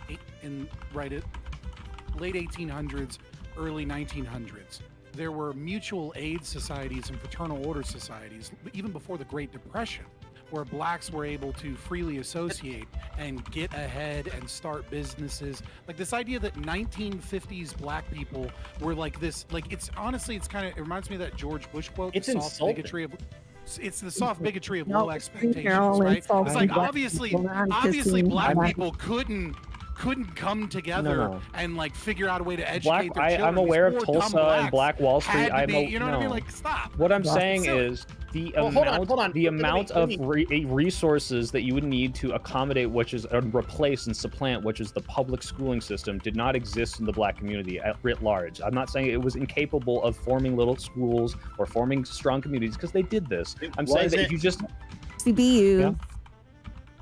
I Well, let completely me- I disagree. I think you're just pulling that out of your ass. You're Hold just on, let saying, me- like, can I because just say- white hold people had on. more money. Let me things ask would have been bad. Let me just ask No. a question. It's like I don't know. I'm questioning a lot of life choices right this second. But I'm over here. I'm listening, and I think okay. the prop should be Slavery do support. libertarians support slavery. I think that's where we're at right now.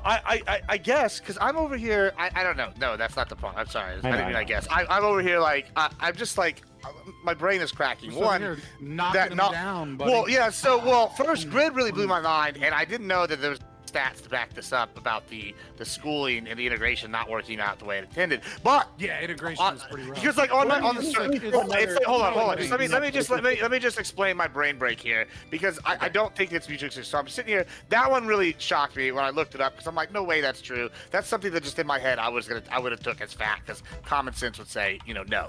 But then Common we're sense going would to say yes, Gibbs, just to be clear, that if you put a bunch of people in communities where they're not necessarily wanted and they're facing a shit ton of backlash and literally have to have at gunpoint black kids allowed into the school, it's going to be a lot harder for them to operate and have been held back for generations. that part I agree with. Hold on, that part I agree with you.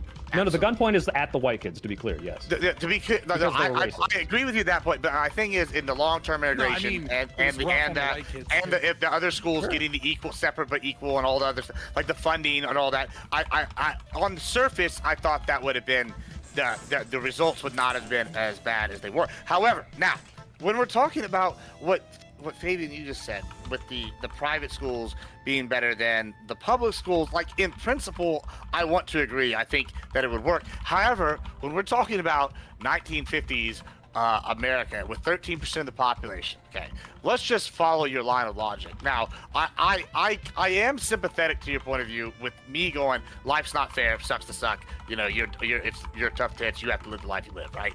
But on the flip side, I keep sit here and go, oh, well, it doesn't make sense that if we were going to take away the public school, that these people who, like, not a very large percentage, it's probably 1% of that 13%, or probably less, were living the good life with the fraternal orders and had Black Wall Street. This has got to be probably less than 1%. It's got to be like 0.5%. And so you're telling me, of the U.S. population, 12.5% of that, or let's just go with 12% if it was 12.5 then, of the population doesn't have access to this fraternal society, doesn't have access, and they don't have generational wealth. You're not going to be able to convince me that suddenly the private societies are going to do better than like the U.S. government going here. Everybody gets the same textbook. Because you're gonna have a lady whose grandma was a slave, whose mama lived under Jim Crow. Well, hold on, and then you got Mama Jim Crow, and she's not been educated at all. And she's supposed to teach the next generation. I don't know, organic chemistry. That's just not gonna happen. Let me help you out, Gibbs, for one thing. Don't help him out. He just made like 7 arguments against me. I know, Let I know. me make I wanna one in understand return. Something that I just literally had an Take argument that, about brother. yesterday, and that is this idea that Soy Pill seems glued to, that blacks were so disadvantaged and they were so poor, and yet the income disparity isn't that large until after we can go back to 1907, and where it was really close. After Reconstruction, blacks actually made more. People don't know that. People think that and during Reconstruction that they made more than white people, or more than white people made more than black people. That's not the case. Black people made because again, poor white trash. Well, which one? Poor white trash. Okay, so I'm gonna don't say that word. World War II. It really changed after World War II, and that's where you start seeing the income disparity, the wage disparity between black people and white people. Starting to really happen, and so Soy Pill to some degree is right that in the 50s that did start broadening, but they weren't dirt poor. These weren't like When you say Also, they, you're nobody talking about an use the entire WT population. reference no just more. to be I don't know if clear. that's TOS or not. But Nobody use it no more. I just sent you a graph in the group chat. You can look at the white-black per capita wealth ratio. I don't know why this is an argument right now. It's just always been in favor of white people, like the entire time. It has never flipped. There's never been a moment where the entirety of the black communities had more money than the white community. I'm so baffled by this. I can explain that. It's the argument number carpet. 11. It's the carpet We're bagging like thing. argument number But 11. Go ahead, so Fabian. Go ahead. We're now fighting ghosts because I'm let me respond. Okay. Yeah, go ahead. Earlier And then we we'll talked wrap about. up, Earlier you were with me, Gibbs. When we were I'm just talking confused. about- I'm trying to Hold go on. through this. Will you? Hey, hold on. Let me Go ahead. make the argument. I get you're confused. I'm working with you. Okay. So you were with Yeah. me when we were talking about welfare as a dependency trap, but for some reason you seem to be. There seems to be like you're standoffish on public schooling as a dependency trap. No. Oh, maybe let hold me on, clarify. hold on. Okay, go ahead. No, I don't need you to fucking Go ahead. clarify Go ahead. after you made Go like ahead. 7 arguments and then Grit Sure. made an argument and then Soypa made an argument. Go ahead, Let just me finish fucking up. Go ahead. defend this position you're all attacking. All right. Public education is extremely expensive. We get very little return on investment for it. Depending on where you are, it's somewhere between $11,000 to about $25,000 per student per school year, right? So if you're in like New York City, for example, you know, the state is paying about $25K in order to educate a child. Let's say you're a family with 3 children, that's $75,000 a year is what it costs. I don't know how many. Moms could easily stay home, right? You can do Montessori school situations. You can do situations where mothers or fathers work 4 or 5 days a week, and then they have a group of children within a family or a community where they homeschool for 1 or 2 days, and then a different parent homeschools for 1 or there are so many incredibly I got cheap my closing. alternatives I to got a public few schooling, snipes in my which closing is argument here. extremely expensive. And it's important to note that every one of those $11,000 to $25,000 is money taken out of the economy. Where every single time, it is money that is in the form of taxation. That means that prices go up, food gets more expensive, wages go down, businesses grow at a slower rate.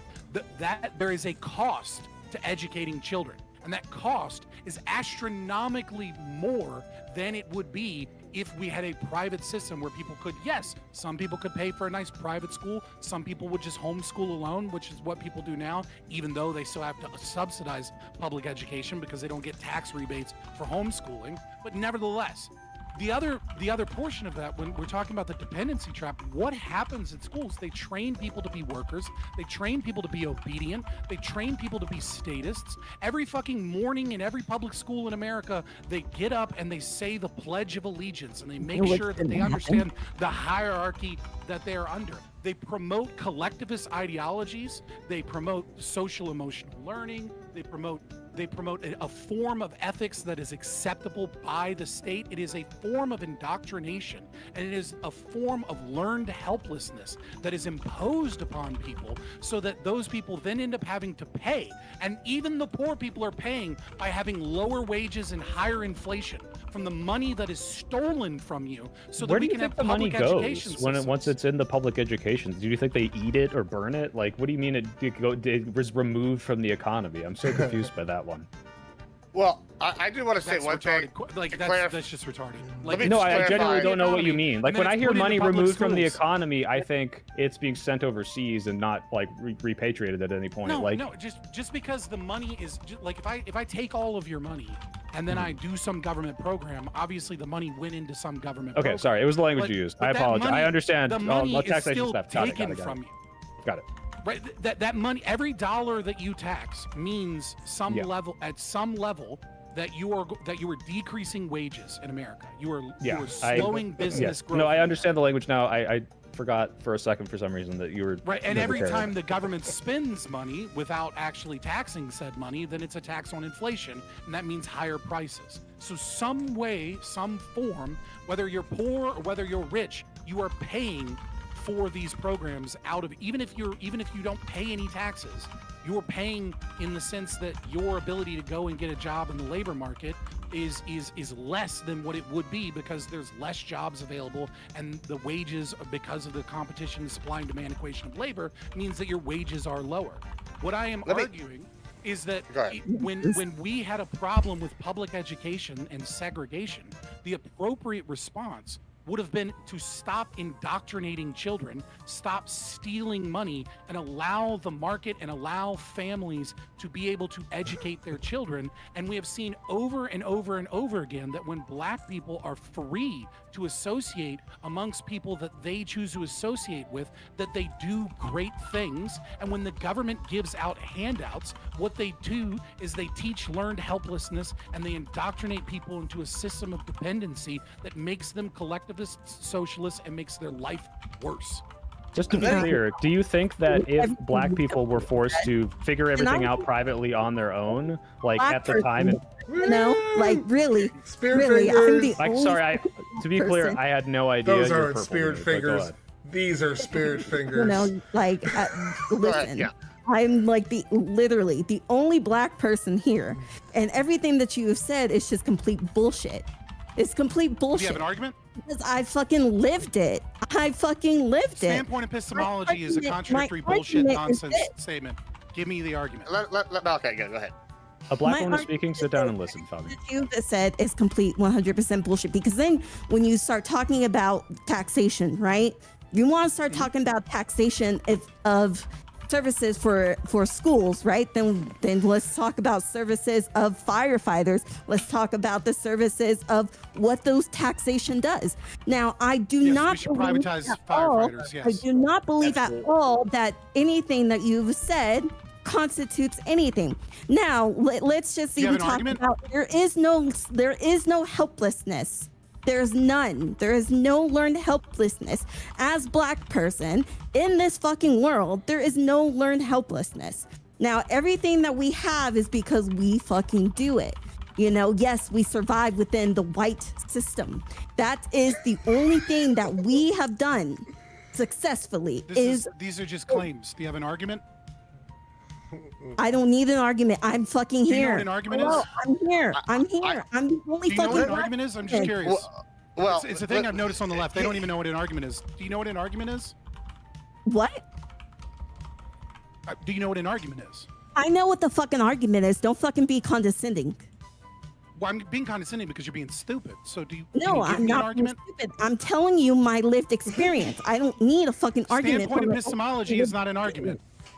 Well, My Standpoint lived epistemology is experience- contradictory nonsense. Listen, as a person who is on the left and who believes in socialism, I believe in all of this collectiveness. If we are all working together, then we are all striving to be together and move to a certain point that will all. So why do you need to help steal my shit? Why do you need to steal my shit in order for you to succeed? It sounds like learned helplessness to me. Feeling anything. It's about being collectivism. It's about Right, collectivism. you're gonna take from me and force me into your collective. Buddy, if Yeah, we're hold on, all Like, exact output. fuck you. Go do your own thing. Like, Okay, go all right, bid. all right, hold on, all right. Here's Why do you what need we me? Hold on, Unless it's hold on. learned helplessness. We're moving away from. We're moving really far from where we were going. Even now, we're going Well, down. no, she's the showcasing social- how the left supports Sure. slavery. I had one more. I had one more. I had one more thing I wanted to dive into. Yeah, I had one more thing I wanted to dive into there, but we are past time. So what we're gonna do now? Let's just give some closing thoughts and get out of here. And because I don't know if I can do another deep dive. I don't know if I can dive more down the rabbit hole tonight. I got so many questions. Like, but I got so many answers. I haven't to say anything, and I'm gonna turn it over to Tyler because maybe you can answer this about Obi. My argument is not against private schools. Like, as a conservative individual, I like private schools. I just find it slightly ludicrous that, especially after Black Wall Street got burned down and like such a small percentage, and you're telling me that like somebody is gonna have the same. And once again, I would even. It's just the argument isn't the one I would make. Maybe it's just maybe I'm like confused because you're like my argument would be tough tits, life is shitty, right? But the idea that this person whose grandma was a slave, her mom is totally uneducated, her husband's gonna work in like the factory, and she's not been educated by anybody, never been to a school, and then now we're gonna privatize it and get rid of public schools, and this person's supposed to teach. And I just don't think that It's a soft bigotry of low expectations. It's just. I just don't think that. I guess it's my racism. What I'm saying is I just don't see that that the logic would be that they're going to be equal faster based off their Gibbs, that's because you're looking at this completely historically accurately and understanding the consequences of oppressing a group of people for hundreds of years and how they might not have the same opportunities. And Fabian is living in his libertarian fantasy where as soon as you say go, then everyone can just figure it out and everyone has the exact same knowledge and background and wealth and everything, and it's cool. I think now I might be more willing to say, okay, it's equal, we should get rid. Well, so my thing is now, I would see. This is why I'm not a full libertarian. I would argue now. Okay, I think people are on an even enough playing field that maybe we should remove the public school. We should do private or something. And I'm not saying that. I would have to look at stuff. The historical knowledge is on my side. I would say I'd be more willing to look consider that. But at the time, I don't know. I'm mind breaking. I don't know. I'm gonna think about. Well, how far does it go, Fabian? How far? Wait, Fabian. I'm curious. How far does it go? Shut up. No, I need to ask you. 1860. If you did this in 1860, would you have the same argument instead of 1950? Okay, I'll answer your question with as far back as time immemorial. We should reduce the state. And we should let people be free to freely associate and not be under the thumb of the state and be able to educate their children in such a way that's nonviolent. But when you talk about well, it works now, but it wouldn't work then. I just want to point out that slavery was abolished in Massachusetts in 1783, and that interracial marriage was abolished in Massachusetts in 1843. So why is it that you have a 70-year head start in Massachusetts, but for some reason, the outcomes are the same? What we saw at the turn of the century is that black people were doing well when they were able to freely associate and they were able to work together in communities together. But then when the government stepped in, when Social Security stepped in, when the New Deal stepped in, when the silent generation stepped in and kept getting handouts and pushing these things. Can I just ask you this, though? Because you bring up Massachusetts, right? I would assume a black person living in Massachusetts in 1783 or in 1843 or whichever year you said is going to be a lot different than a black person living in North Carolina or South Carolina or Georgia or I guess not Texas, because Texas actually did have those slaves up until a certain point. So, but it would be different than a black person living in Florida. Texas did have slaves there. It's the whole thing. I just don't think it's the same. Yeah, so you had two great migrations from the South. One directly after the Civil War, right? So roughly 1865 is the beginning of that. And then with the end of World War II and the GI Bill and a lot more money flowing into communities in 1945, 1950, in that area, you had a second great migration out of the South. So predominantly black people are going to be in the South, especially the Deep South. And then after 1865, because that's where slavery was. Okay. Well, why does that matter? You say go once they're free and they can just freely associate and figure it out, right? Well, your straw man's is not an argument. No, you can say no if that's not what you think. That's just what you think in 1950. But why not in 1865? At no point in time is any demographic group that has less wealth going to have the same opportunities as someone that has more wealth. I just don't believe in using socialism and theft and violence to try and forcibly give people opportunities by stealing from other people. What if you already used that socialism and theft to enslave them in the first place, and you need to rectify that? Or do you just say I'm all for restitution for slavery. I've said multiple times that we not only do we owe black people that can trace their lineage reparations, we also owe the Cherokee in northern Georgia that were forcibly removed by Andrew Jackson reparations. I will say I commend the consistency. It loops all the way around to yes, we should do reparations, but also for everyone who's paid taxes, which includes black people and Cherokee Indians. Okay. Yeah, we also should do reparations for all the taxes, correct. Gotcha. Yes. Yes. And at this point, the calculation would most likely be that blacks would probably not get that much, just because white people will have paid so much more in forms of taxation. True. Okay. All right. Closing thoughts, Tyler. Well,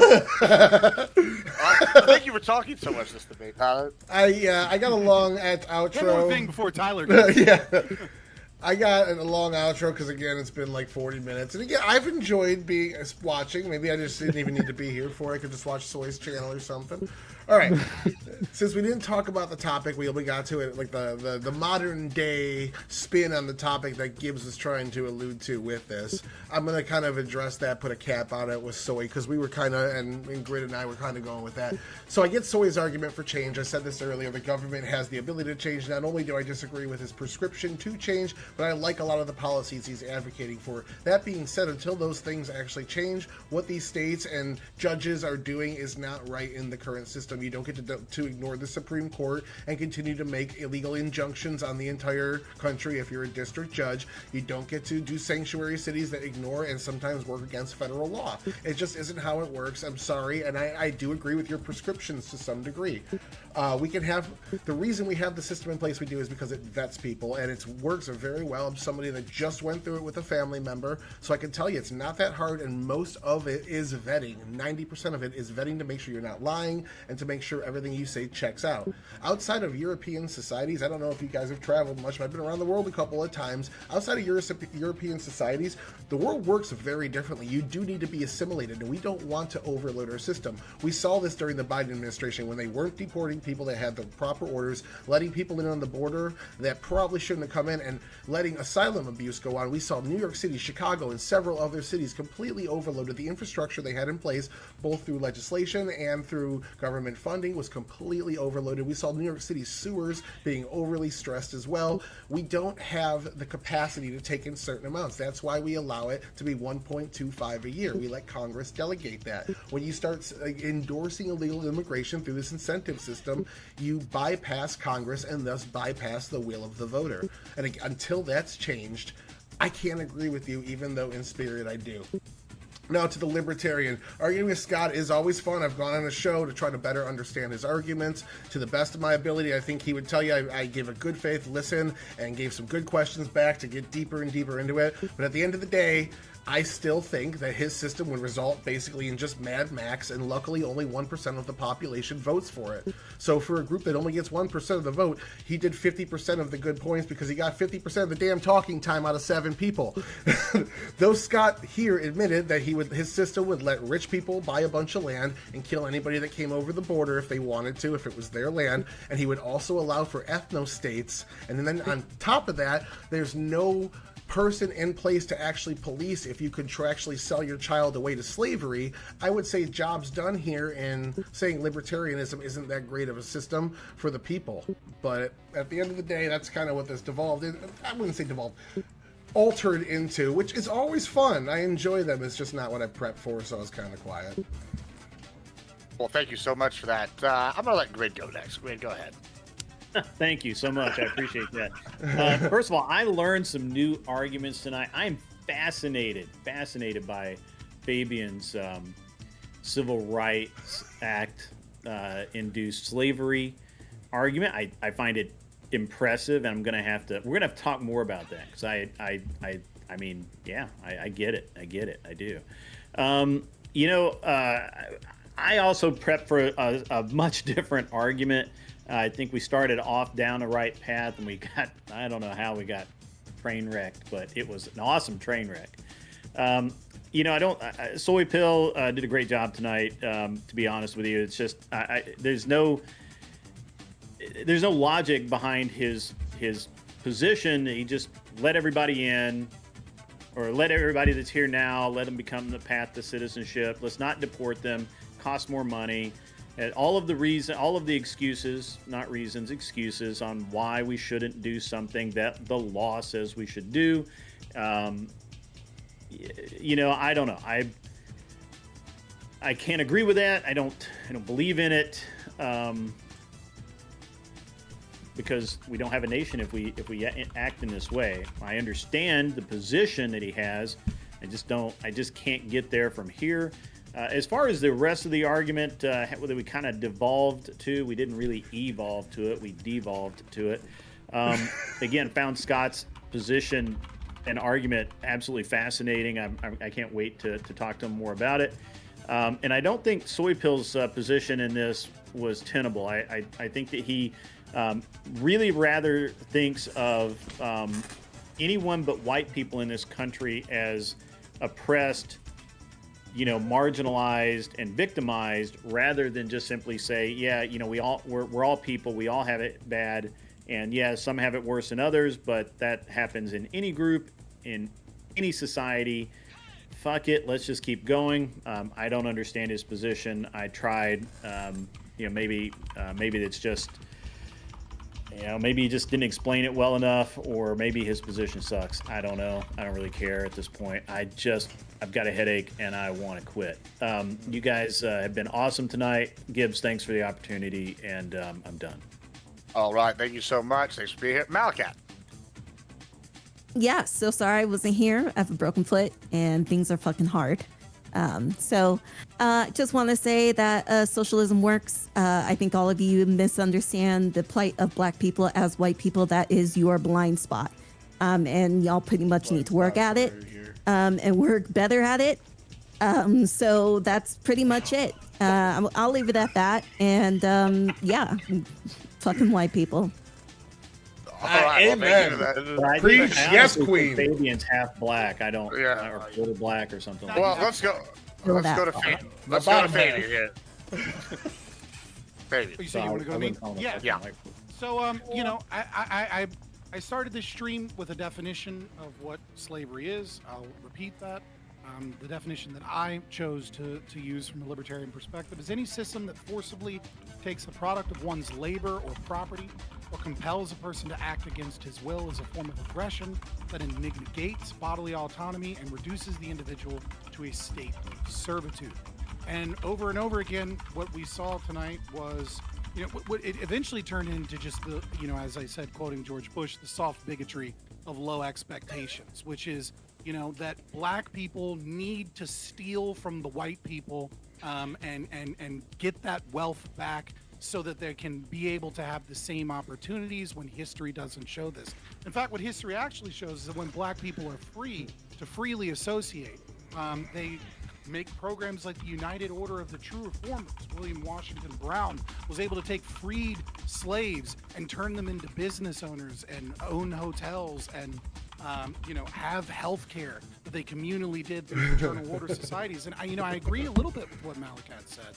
Not the racist shit and the, standpoint of epistemology shit, but I do agree that, when collectives voluntarily work together, that they can do great things. And we've seen that in history where Black people collectively came together and they were able to choose their own doctors, where they could choose their own teachers, where they were able to create schools that in many ways outcompeted what it was that the state was giving them. Much like the Royal Order of the Moose did at the turn of the century, they were able to educate themselves better than would the public school system, even while having to pay those same taxes that supported that form of theft and enslavement. Schools have been we've been real good. Just like healthcare mandates, just like labor rules, just like the gun control, just like affirmative action, just like the welfare state in general, just like taxation, just like the regulations on property and NIMBY laws, over and over and over again. Democrats support slavery, and they love to use Blacks as a token piece to win elections, as they consistently stomp on them and never give them what it is that they promised them, and instead string them along so that they can use them as a voter base. I will end this. You can find me, Fabian Liberty, on YouTube or Twitter, with one of my favorite Ayn Rand quotes, my favorite being about contradictions from Atlas Shrugged by Francisco d'Anconia. But my second favorite would be the smallest minority on earth is the individual. Those who deny individual rights cannot claim to be defenders of minorities. Thank you so much. Soyfill. Yeah, I came here to talk about illegal immigration.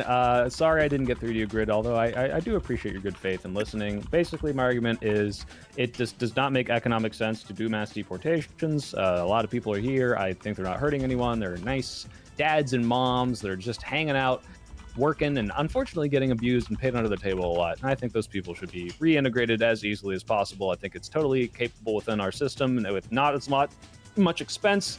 I love to steal more money from people like Fabian to pay for it, and that includes me too. I would pay a lot of taxes. Somehow we've devolved into the fact that ethno-states are cool. From Fabian, 1840s didn't have white privilege. That didn't happen. Malakat, I'm sorry I caught all the crossfire for being white, but I get it. I understand. Don't worry. But in terms of bigotry or low expectations, I only really have it for libertarians because every time they talk, they say the dumbest shit I've ever heard in my entire fucking life. Thanks for having me. True. All right, well, on that note, I'm going to use one famous quote from one of my favorite emperors, Emperor Valkorion, and he once said, "Your birthright is the losses you take." And I lost brain cells tonight, so I'm pretty excited about that. But all right, yeah, thanks everybody for being here. We'll be back Monday. I got some excitement coming on. Friday we're gonna be on the Project VO-Pod. Arguing against some people is what I've been told. So that's what I'm gonna be doing Friday. Then we'll be back Monday, and we got some exciting stuff next week. So stay tuned. Thank you all for being here. This is a good one. Y'all have a good rest of y'all's night. We're gonna raid somebody. You too. Let's raid It's Justini because I need to look at some titties, and that's what we're gonna do. And whatever, she won't care. All right, y'all be good. Thank you, everybody. Thanks for being here. Appreciate it. It was fun. See ya. All right, peace. Take her easy.